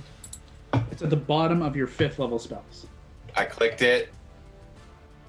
28. That'll hit. Go ahead and roll the damage. Okay, it's 4d8. Is that a natural 20? That's a 15. It's a plus 11. 15 points. Okay. That guy is looking incredibly rough as Hondo and Mary, as you guys are fighting this guy on the right, a beam of light just connects hard from this wall. Does that reduce the wall? Yes. It drops 10 feet off the wall. I'll take it from the far side. At the very bottom of the spell, it says, whether you hit or miss, reduce the length of the wall by 10 feet. Factoring in that these creatures are blinded? I have been, and so far it hasn't made a difference. Way to keep them accountable. Blind sight. They're insects. They're assholes, guys. They're Excuse me, I'd like to speak to the DM manager, please. You're speaking to him? Yeah, also the DM. Is Gord the I was in here Karen? yesterday. That is your action. What do you want to do? You have 60 feet fly movement and a bonus action if you want to do anything with it. Can I fly up to that platform? It looks like it has a fox up there. Yes, you can. Gord, you fly up beside Fern. And you can now also oversee the battlefield from up here as Fern is kind of flying into space. You can look down and you can see Valentine's newly adorned armor carrying Allie out of this crevasse and the rest of your party fucking the shit out of these devils. Just a little warm up. Be in the roids. Anything for a bonus or is that the end of your turn? I'll end it there. You got it. Allie, it is now your turn. Unfortunately, you are still 20 feet down, but in the arms of Valentine. Out of range of any enemy combatants, unfortunately. But you still have your turn. What do you want to do? Okay. I'll just kind of look at Val and I'm like, you never let me down. Did I mention, by the way, green's your color? Thank you. And were you gonna plan on like putting me down after? I was going to try and get you out of here and then probably get you to keep fighting these guys. Okay, so I'll just continue. You can, like, if you want to try and hold your action to attack if you get in range. Okay, I'll hold my attack then. That at the very least gives you something that you could, if Val can pull you up and out and put you near an enemy, you can still use your reaction to attack with your proper attack. Okay. Should all muscles over there be able to pull you up? Yeah. It's not looking good. I'll just drag you up this. Keep in mind as well, without dealing damage or taking damage, you do drop your rage. Okay. And unfortunately, currently you can't mark anybody as you don't have a target nearby. So, Okay. Is that anything else you want to do on your turn, or is that it? Nope, that's it. I'll hold my attack. Yeah. You got it. Takes us to Hondo. I will attack the guy right in front of me. The guy right in front of you now is one leg has been completely severed. He is easily at your will. Go ahead and make your attack. I will toy. So is he like he can still fight back, like, or is he like pretty much? Both his aren't like he is still fighting to the death. Like he is still going down like with a fight. And though down on one leg, that still drops him to like 6 feet tall. Like they are still very tall. Even dropping down one leg, he's at eye level with you. Okay. I'm going to say, it's time to put you out to pasture, if that's still an option. You got it? And I throw Whisper. Well, you're right on him, so you could just stab him. Oh, or I stab him, yep. So that's 17. There's a 4 on the dice. 13. A 17 unfortunately misses as as you do connect. You jam in. However, with a little bit of maneuvering with the spear, even from his like 3-point stance, you scrape across a chitinous breastplate that unfortunately is too strong for your blade to connect through. That's your action. So bonus, I guess I'd have to use another dagger, right? You can use either frostbite or you still have the blink dagger, I guess. You could use that. I'll use frostbite. Okay. Go ahead and make your attack. Oh, buddy. Not great. It won't hit. No. Unfortunately, as you pull Whisper back and draw, you have frostbite already out, but you try and jab forward. This time he does fully parry with the spear, And though you manage to like get beyond, he from his stance kind of almost twists the spear and almost pulls frostbite from your hand, but you manage to kind of spin and maintain composure, though this guy is surprisingly still managing to battle from his one leg stance. That's your action bonus. Do you want to move or do you want to stay there? I'll stay there. You got it. Hondo is secretly happy that Gambino didn't see what just happened. None of that right. shit. It always happens after you make such like a bold claim. Oh no! Look what you did, Kev. Look what you did. That was so loud. Okay, and finally, your enemies get a turn. Oh boy. Oh, Immediately, yes, you can see Hondo and Mary. The blindness not having an effect on these creatures. Through whatever process, they seem unaffected by the radiant light that should have blinded them. And this creature is going to stab out with the ice spear to Hondo, and then make a claw and bite attack against Mary. I think that's right? Yeah, claw, bite, spear. Spear against Hondo. Here we go. That is a 20 to hit Hondo. Yep. Hondo, as this spear, as you unfortunately miss with your first two attacks, I need you to make a Constitution saving throw. As where he was trying to pull frostbite from your hand, he does manage to kind of spin the double-sided spear and slash at your forearm. You suffer 18 points of piercing damage. Oof. And you rolled an 18 on the save. That's great. And you suffer what would be 12 cold damage reduced to 6 because you are resistant. So 18 in total. What did I say? I don't remember. it's 12 and then 6, right? Okay. Yep. No, I can't be right. 7 and 6 on the die is 13 and 5 is 18 and then 6. Ooh. So, 24. 18 and 6.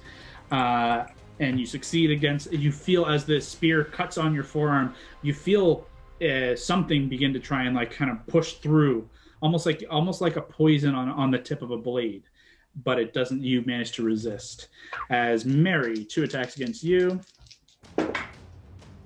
Well, the first is a natural 1, so that's unfortunate, but Good. The other is a 22. So the bite manage to kind of get your blade up in between the mandibles as he tries to bite. However, the claws do cut down, and you suffer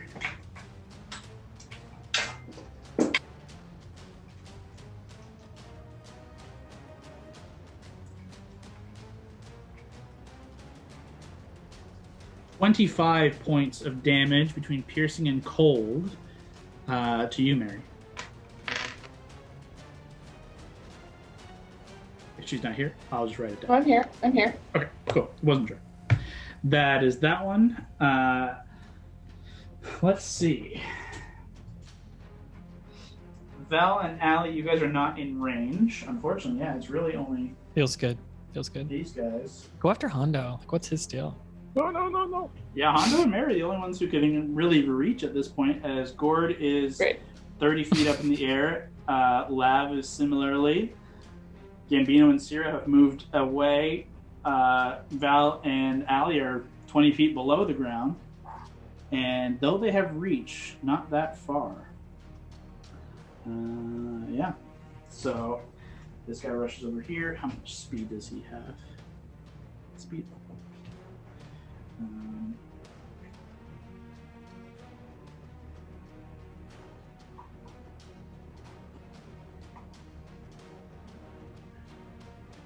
These guys basically swap positions and flank around the sides of both Mary and Hondo, and are going to unleash another 3 attacks each on each of you.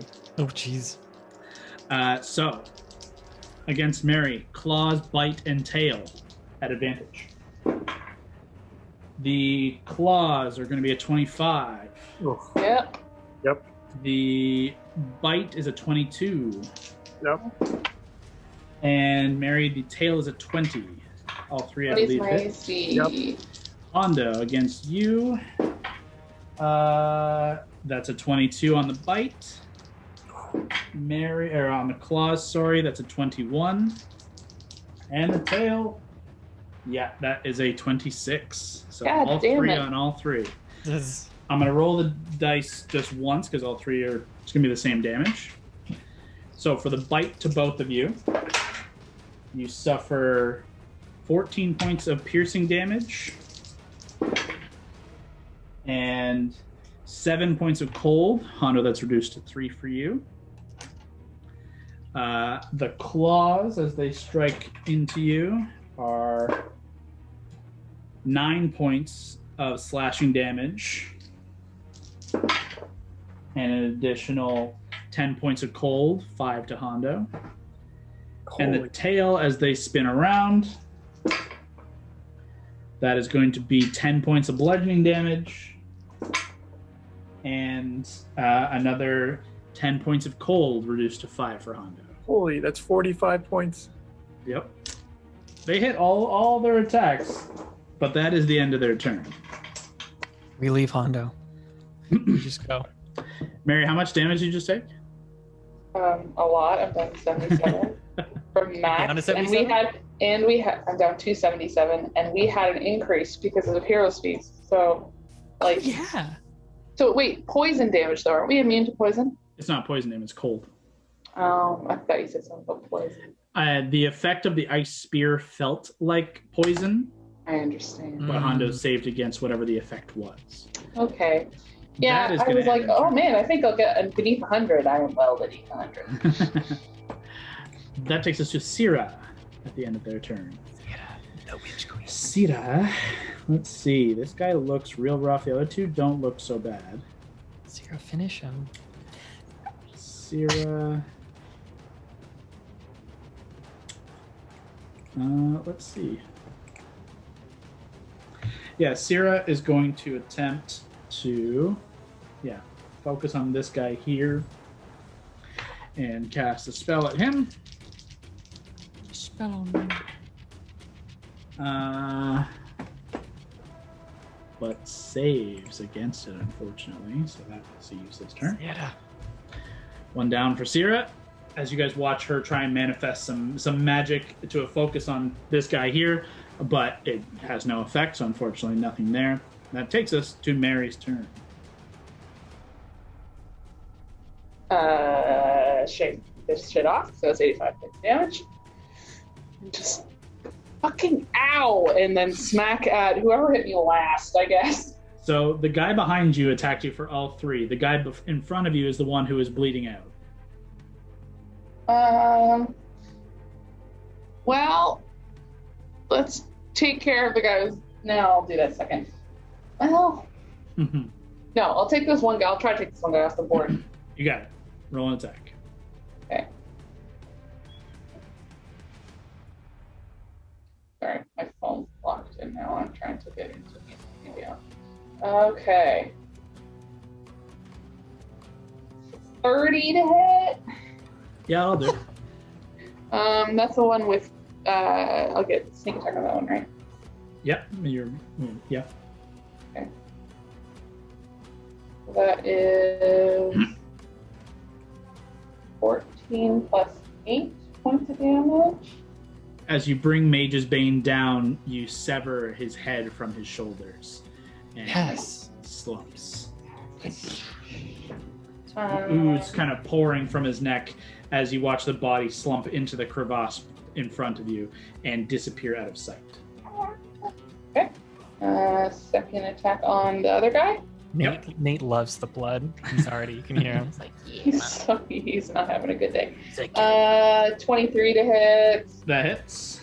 Yep. So that is trash roll. That's 18 points of damage. 18 points on that guy. You got it. Third attack. No. Mage's Bane. Is that 25 to hit? That'll hit.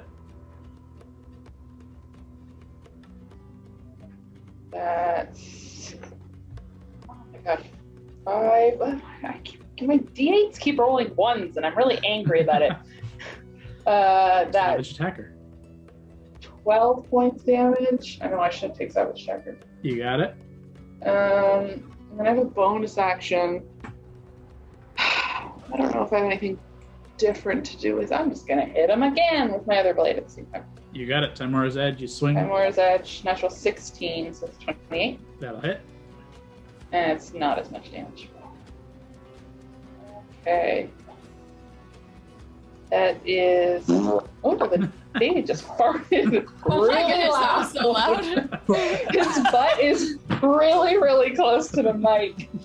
And That's a he TikTok. does- That was loud. That's our best TikTok right there. He has his father's butt, guys. This baby farts so much. Damn. Loudest farter ever. It's great That was every time. fucking great. I thought I heard one right before that, but I was like, no. No, he probably did. He did. That was me. Oh my god, I don't even remember what I rolled. Sorry, and everything just closed. Now he's staring at me, so angry. He's like, angry. You He's betrayed. why am I so happy when he farts? He's like, you betrayed me. 'Cause I'm Yeah. not Happy happy. when he relieves himself. Really, when he Told my farts, he usually starts smiling. Okay, so that is whatever 6 plus 7 is damage. 13. Okay. Wow. You got it. You managed to connect on all your attacks. The guy behind you is looking hurt, but still standing with a decent amount of health left to him, and still. I'm not going to bother moving. Holding your position. That'll end your turn. Valentine. It's me. 20 feet Valentine. into the crevasse here, and you can see it is beginning to open up. With Allie in your arms, and you begin to fly up. Some of the ice above begins to fall and crack down. I need you to make a dexterity save. Oh boy. Get to my sheet. Okay.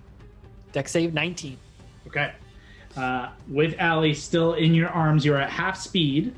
Just keeping that in mind as you're carrying Allie. But you manage to kind of careen around. The wings fold in. You guys plummet for like a half a foot as a huge chunk of rock of ice plummets down past you. The wings reopen and you careen up and out if that's what you wish to do, I suppose. Yeah, so I want to try and get us up and out. Would I be moving half speed here? Half speed. I Okay. don't remember what the speed of the wings are. I got it right here. Fly speed of 60, so 30 feet. So 30 feet will pull you. It's 20 feet up, so you can be 10 feet up out of that. We'll And then put you can I just- just above the wall. Could I try and move Brawley to get into combat with one of these guys who's left? Or are they too far now? They are now too far, unfortunately, but you can move her to the ground and move her 10 feet across the ground, and you would not be 10 feet up, but you'd be 10 feet like this way on the ground. Yeah, let's do it. Yeah. So you are just kind of just like tiptoes, just careening over the snow, and then you can set Allie down. Unfortunately, Allie, you are not close enough to use your held attack, as the creatures did move away and weren't held within range of you. But you will have your turn now and be close enough to deal damage on this turn. Ooh, okay. I will go for it then. We're not quite to you just yet, though, so hang tight. Okay. Gambino here, unless Valentine has anything to end his turn. Can I You still do attack? have. You still have an action. Yeah, I forgot that. was not I an will action. 3 Eldritch Blast that guy right in front of me then. You got it. As you set Allie down. Let's do it quick. First one, 22. Hits. Second one, 21. Hits. Third one, 25. Hits. 1, 2. So first is, I'll just tell you at the end. 15, 10, so 25.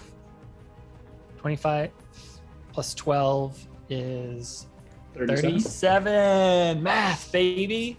You got it. As this one and Mary has just finished kind of carving into it, you can see it taking a defensive position. You fly up, drop Allie, and out of one hand with Ethereus, poof, poof, poof, connects clearly with it, and it like almost throws it back, but tail slaps into the snow and ice behind and holds it in place. Cool. Anything for a bonus? Nope, that's it. You got it. Takes us to Gambino. I'm going to pull Gambino out of the action economy here because he is still blind. So let's see if he can save. Ooh, actually, he might have saved. It's the end of his turn, but he did. Good for you, Gambino. Boy, G. No longer blind. That'll end his turn. It takes us to Lavender. Lavender. Well, I'm very concerned about Brawly right now. Have you made it all the way out of the crevasse? Yeah, we just landed here. So she good. You just landed on which one? We're right here. We're good. Crevasse is behind us. Everyone flying. is currently clear of the crevasse. Is it crevasse? Who likes... It's hard because there's are people close to these guys. I want to do just an acid splash. Maybe I'll acid splash from on the thing down on the one guy that's the closest to me. Yep, you should be able to do that without impacting Hondo or any other enemies or any other of your friends. I'll do that. Is that an attack roll or a save against? Just that. A Dex 18. Dex. Oh, just hit that. Sorry, that's what they have to save for. Okay. Keep that roll. Dex though. 18, and I. Let's see. Dexterity. No, a 15. Great. So 15 damage. 15 points. Okay. It was a high roll. Yeah. Seemingly not resistant to any of this damage. You rain down acid, and as Hondo, you're dealing with this creature in front of you. Just this puddle of acid just falls over top of its head and its shoulders, and you watch steam begin to rise off of it as it kind of screeches in pain. That's your action. Am I able, as a bonus action, do Cure Wounds is touch, right? Healing Word or Cure Wounds or anything? You could Healing Word, because you just used a cantrip. And if you have a Quicken spell, you could touch and quicken a Cure Wounds. I feel like I do have a Quicken. I'm not sure if you took that or not. So I don't know if I took... No, you Oh did. yeah, Quicken spell. So it'll cost 2 sorcery points and be your bonus action. So can I just do Healing Word without using that? Or no? Yeah, absolutely. You can Okay. Healing Word anyone on the battlefield. I am going to do Healing Word to Hondo. It sounds like he got really smashed. You got it. To your dad? At what level? He got smashed. I'm just going to do level... I'll do level 1. You got it. Yeah, 1d4 let's see plus 5. You can just hit that, actually. 7. Hondo, you heal for 7. So cool how it shows up there. It's so cool. Are you going to move there, or are you going to stay there, Lav? No, I like my space. I always like high corners. Bye. Lav drops acid and then whispers healing words into Hondo's ears from above. Just love dropping acid. Yeah. At the end of her turn. Save kids, don't do drugs. Gord, it is now your turn at the top of this point right here. I shall shoot a beam of radiance. You got it. Roll the attack. Do you want to go left or right? Let's go left. You got it. Ooh, that's a 31. That is a natural. That's a natural 20. That's it, baby. So you roll whatever you roll on the damage dice. Click that and then double it. And I will say this over here. Ooh, I dropped Gord. I rolled a 9 on the damage, 48. Yo, that sucks. 4d8 and you got 9. That's too bad. 1161. Oh, Wow. D&D Beyond, you fucking us here. Sucks to suck. That takes it up to 18. And unfortunately, it's not enough to finish that guy off at the top. He is looking pretty hurt, though. Unfortunately. Gord, it is now... That's your action. You have a bonus and movement if you want to take it. Because that guy is looking real rough. I don't really have much. It's like a bonus. Yeah, bonuses are hit or miss on class, right? For Warlock, you're a big blasty. You use your action to big blast, and then it's kind of it. I know. I could throw down some Ball bearings! Yeah. You certainly could on In the snow? The snow and ice. 1,000 balls! Thank God you cut out there. In the snow around the crevasse. They just drop into the crevasse. No, I'm good. I'm good. Okay, that will end your turn and take us to Alana. Okay. I You are will. currently here. Yep. These two enemies here. Okay. I'll go for the one closest to me then. 5, 10, 15, 20 feet puts you in flank with Mary. Okay. Let's go ahead and roll your attacks at advantage. Okay. 20 to hit. Yeah, that'll hit. And this guy is looking very rough. Ooh. Okay. 16 damage for the first one. Okay. He's still standing. Barely. And 19 to hit. That hits. Okay.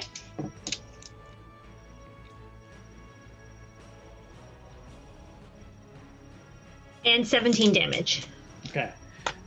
With this, you rush up back on solid ground once more, and as Mary is kind of has this devil's focus, you bring your hammer behind, sweep the tail, and as he kind of slips up on the ice, you bring your hammer down with that and crack directly in the chest. The ice spear in his hand snaps in half, and the chest breaks in as you careen the hammer through his chest. He is dead. Awesome. That's your action. Anything for a bonus, and you have 10 feet of movement left. I will get up closer to the next guy. You got it. Just keep tracking. You are unfortunately out of range of this guy, but Okay. For your next turn, you will easily be in range. Sweet. That takes us to Hondo. I'm gonna finish this guy this time. He's still looking pretty good, but go ahead. All right, so I'll get Whisper. Yeah, you are 1v1 with this guy, so if you hit, you will do a sneak attack. That's 21. That hits. Phew. All right, and you said sneak attack? Yep. So 1, 2, 3, 6, and then 3. I'm going to use the psychic blades too, I think. Okay, so you're going to use your bonus and dump in some psychic. So is that an additional roll or anything? It's just an additional 2d6 psychic you can add on top, I Oh. believe. 1, 2. Oh, not a great. It's okay, not great. That's 30. That's pretty good. You got a lot of 2 and ones and 3, 2s, yeah. but still. And 8 plus 8. Okay, you managed to get past his armor and connect hard, but he's still standing. And I have no bonus, right? Unfortunately, no. Yeah, that's right. You use your bonus to add the psychic blade damage into your strike. As you 1v1 this massive devil, still standing on both legs, several feet over top of you. Do you want to stay in your position? Well, if I leave, he has an attack of opportunity, right? It would be likely. I'll stay. Okay. Hondo, at the end of your turn, the ice crevasse begins to crack once more, and you are still on the edge of it here. You and this devil must both make a dexterity saving throw, as it is moving beneath your feet. You also all begin to hear this kind of rumbling from beneath. What was that rumble? What? Huh? What did you say? Rumble. What was the last part? Nothing. Fuck. Don't like it. Rumbling from beneath. Oh, That's no. not ominous at all. The devil managed to make his save. Hondo, what was your Oh. dexterity save? Dex save. Sorry, it is 18 total. 15 plus 3. That's enough. Oh, no, wait. Sorry, Dex saves. It's still you're good. Natural 15 plus your dex, you're fine. 25 total. Yeah. You feel the ground begin to give way, and just sheets of ice begin to fall as both you and this devil move and shift out of the space and kind of move out of the dropping ice. And as you both do, you do feel the rumbling, and you look down into the crevasse, and you see something bubbling and burbling up. Fuck that. It is now the Ice Devil's turn. And he is going to get out of Hondo's range. You do get an attack of opportunity.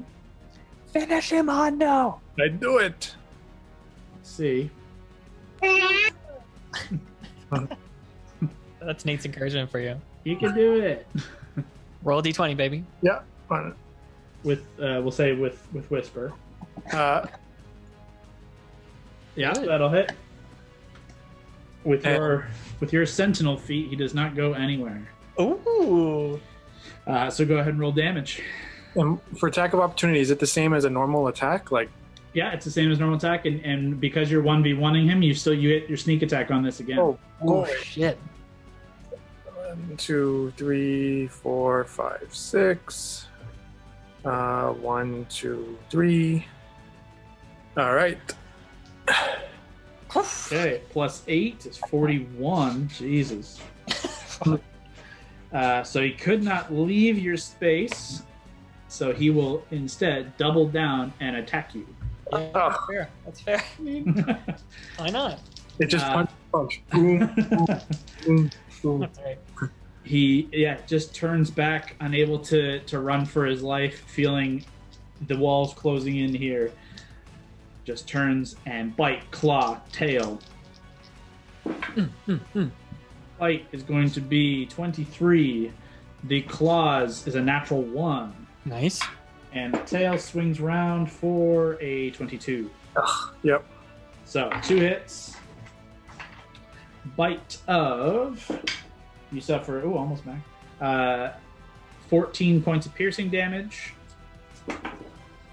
And damn, that was a high roll. 16 cold reduced to 8. So 14, 8. And then the tail swings around for... Oh, man. I'm just keep rolling 6s on the d6s. 17 bludgeoning damage. And 10 cold reduced to 5. Wow. Are you up? I'm still alive, but pretty low now. Okay. And unfortunately, that is going to end his turn. He cannot move any further. Yeah. He's trapped. He's doomed. Syrah's turn. Come on, Syrah. Syrah, trying to hold monster him before, is now just going to Eldritch Blast him. Pew. The damage coming, as he's looking very hurt. Let's see. That is... Fuck. Not going to hit.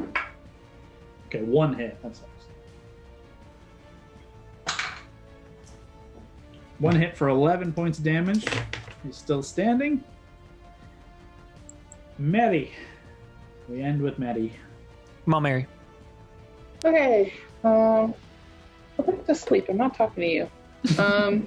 I'll go up to him, I guess. I don't have enough movement without dashing to flank, do I? 15, 20, 25, 30. Oh, I do. Okay. Just couldn't enough. tell which square Hondo was in. Yeah, just enough. Okay. So I'm gonna go there. And how hurt does he look? Does he actually look hurt? He's roll your regular attacks and just see that you hit. Okay. Well, I'll roll with advantage, and I got a natural 20 on the first one without even needing the advantage. Okay. Roll a second. That's advantage 23. Yep. Last one. Third, another natural 20. Oh. That's a waste of 20s here, boys.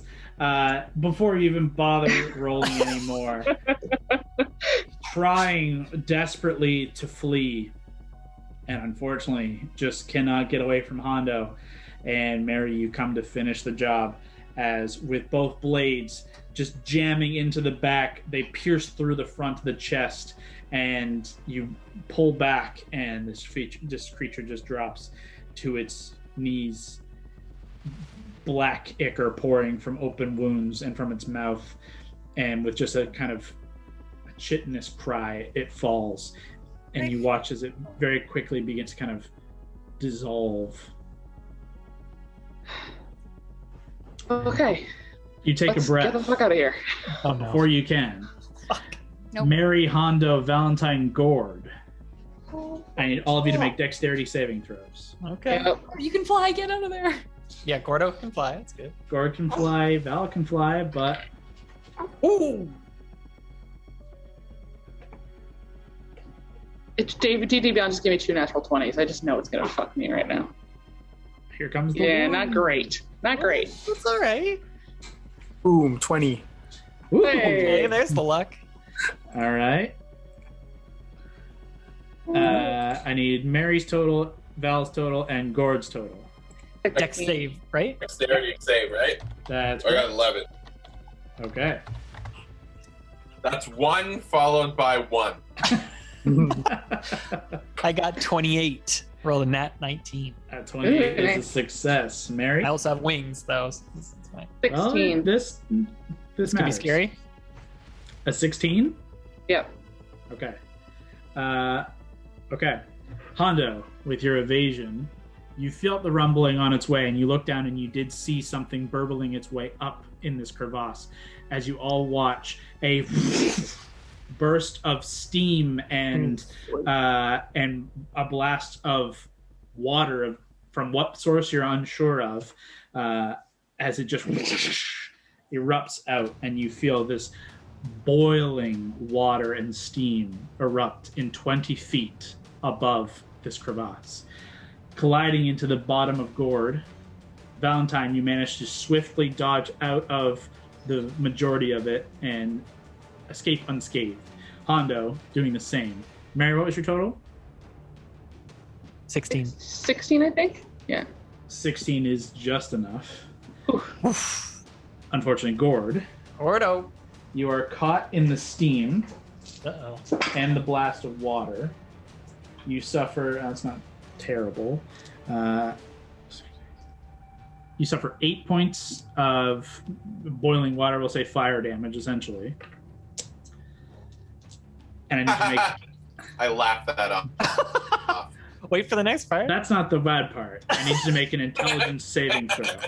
Oh boy. Int save. What saving throw, sorry? Intelligence, please.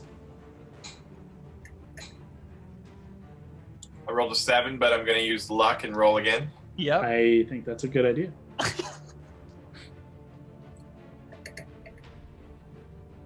Fuck. I'm going to use luck and roll again. Okay. Yeah! 21, baby! Oh. All right. In the Thanks again. for the future, there is not double luck on rolls, but because I know how bad this is, I'm gonna allow it. Oh, fuck. Yeah! And it means you burn most of your luck for the day. So Yeah, that's good. That's true. good for me. Let's see. On a failed, yeah, check. On a save. On a Tell the listener what you rolled the second time. How do I check that? It's a 3. I have it up here. a 3 total, or You went 7, 3, Yeah. and then 21. 21, baby! All right. Gotcha. Well, you're lucky for luck and for my benevolence. As you feel totally dazed for a second as the mist and like the steam kind of cascade up and around you. Even in your flying stance, you begin to kind of move, but you're not really familiar with this version of flight.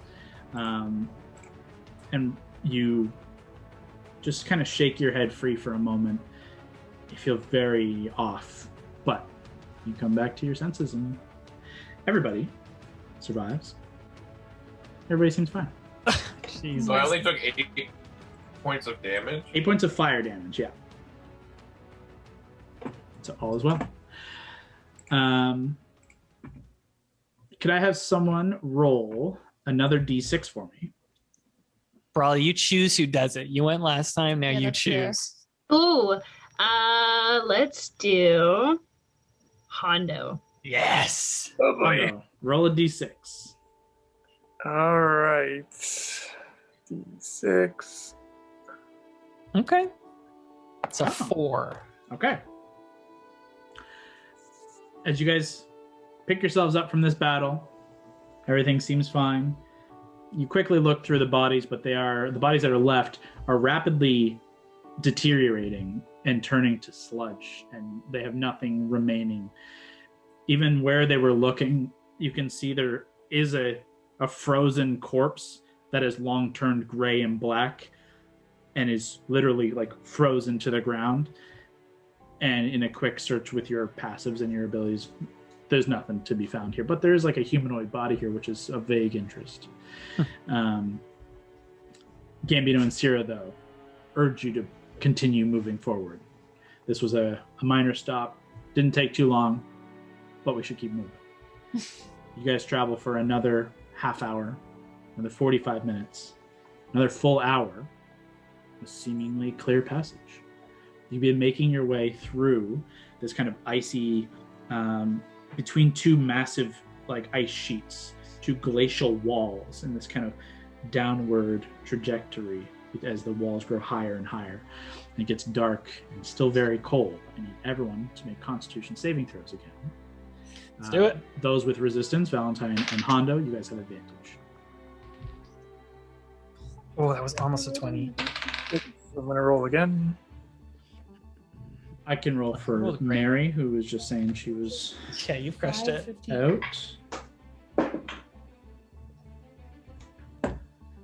out. Go ahead and shout him out. 26. That's a success. 10. Better be. With advantage? Yeah. Okay, that's a fail. Oh, 22. Success. Hondo, This is Constitution, right? Constitution save. 19. It's a success. Mary rolled a natural 9. I'm pretty confident that pulls her up and above with con save, her proficiency alone. Gord, Sorry, what was the roll? con save.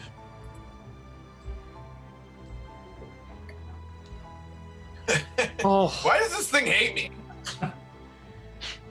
Gord, You're cursed. I'm going to assume Gord suffers another fail there. Unless I use luck, Good. That'd be your last one. Why not? then I'd be all out. We are talking to an archdevil later. It's up to you. I'll keep Yeah. it. You're going to hold? Okay. I'll keep the 3. You got it. Gord, unfortunately, these cold elements, they're not sitting well with you. You are not comfortable and you're hurting. You get another point of exhaustion. And your whole group, as a result, is slowed as Gord's speed is I think I high. know how to do that now. Do I just switch it to level 2? Gord now has 2. Val, even with the protection of the cold-resistant armor, there's something about the light of the Fae that just cannot pierce the veil of the 9. And you unfortunately also suffer a point, which is disadvantage on ability checks. Mhm. Could be troubling in the days coming forward. Don't bring it up. Could be troubling. Yeah, when your face has disadvantage on any persuasion, could be a problem. Sierra's a cleric, though, right? She's just been hiding that ability. I should roll for them. Thank you. Gambino. Oh, wait. Yep. Good. Sierra? Yeah, she's good. Okay. One last D6 for me, if you don't mind. Hondo, you choose who rolls the d6. I'm gonna go with Lavender. I love it. Okay, let me use D&D Beyond. So now if you hit... Future Oh, sponsor. you know what's up. What we got? 6. Okay. 4. Because we want 4 again. Yeah. That worked out incredibly well for you guys. Yeah. Good job, Hondo. Good job, Hondo. Taking this lower passage through these two kind of glacial peaks, you kind of sidestep a lot of the open plains and the potential for stopping into these ice devils that you have combated on your way here. And for another hour, you travel unimpeded. However, I do need everyone to make another con save. Oh, boy. With another hour of exposure to well below 50 and frigid temperatures. Okay. Oh my god. That's crazy. Guys, I've rolled like 6 15. Oh. So I got 26 again. Mary. Au contrary. I'm gonna say Lavender succeeds. Mary, what was your total there? You have Mage's Bane, Mary. I don't know if you want to use it. Timar's Edge. You have Timar's Edge, Mary. And Indomitable. And Indomitable, Mary. Are you While using she debates, I'll say I got 15. Or I got 17. 17? It's a success. Mary rolled again. She got a 19. Boom. Okay. Mary using either of her Indomitable or Timar's Edge luck. She does pull herself up and above. Allie? 23. Well, Hondo with advantage.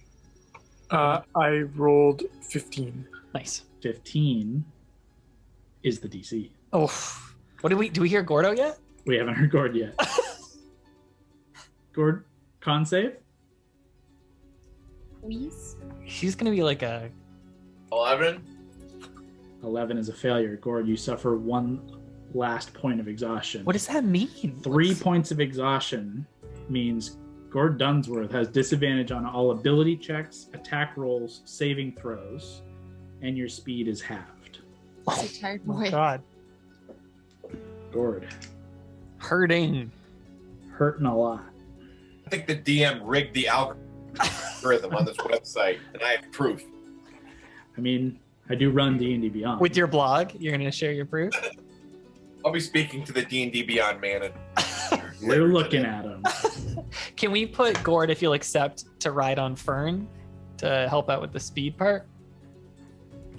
If Gord accepts to ride on Fern, he certainly can. I'm too exhausted to answer, so you figure it out. Then I'll just push him on Just carries him up. Just roll them on. Just a limp Yeah, you're just- corpse. like that. Safely for a second hour in the Nine Hells against most odds. Well, I guess Kyle, did you roll for them? 15%. Did you roll for them? at this point it's not going to make a big enough difference. So hang on. Okay. But I will. You guys come up and out of this kind of lull of your valley in the ice sheets here, and you come back to the main plateau of ice. As you continue to trek across the frigid glaciers of Cania, you reach an end of this massive ice shield. It just drops off. Though the wind and fog and snow continues all around, you look out and see the ice sheet sheared away hundreds of feet below. You see and can hear more than see what seems like a churning ocean. Suddenly you feel the ground quake underfoot. You back away from the edge and prepare for another fissure to erupt beneath your feet. Everyone kind of spreads.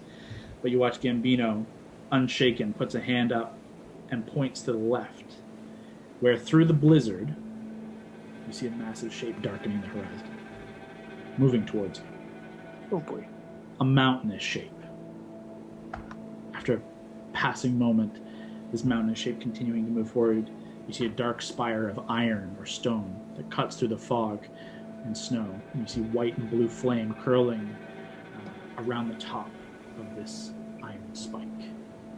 You hear a crash of ice just echoing dully across you all as the glacier beneath you shakes again, and you watch this mountainous glacier island pushing its way forward. You see from the glacier mountain with the spire, you see 4 massive chains pulled taut that descend down into the ocean below you, down and out of sight.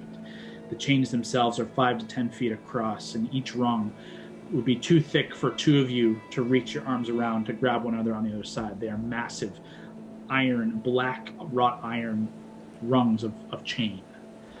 And they are slowly drawing this glacial mountain with the iron spike of Mephistar forward. Hold on. Valentine, Hondo, Mary, as you guys peer over the edge, watching this pretty horrifying sight making its way towards you, you guys look down and see several long ways away down from the top of this glacier to the ocean. You can see where the chains reach water. There are creatures. The chains are bound around, and you can see just the jagged shell of a creature pulling forward through the ocean and just dragging this glacial mountain across the plains of Cania. With Mephistar, maybe a couple minutes from you, but making its way in your direction, Gambino says, well, that's our stop. Whatever you're going to do, get ready now. We're going to have to cross these chains and make our way up to the city. On your lead. And he puts his hands out to be manacled. And that's where we're going to stop tonight. Wow. Oh boy. Join us next time as the Wildcards approach the infernal city of Mephistar and negotiate a deal with Mephistopheles. There will be a new episode up every Tuesday, so stay tuned. But until then, keep exploring.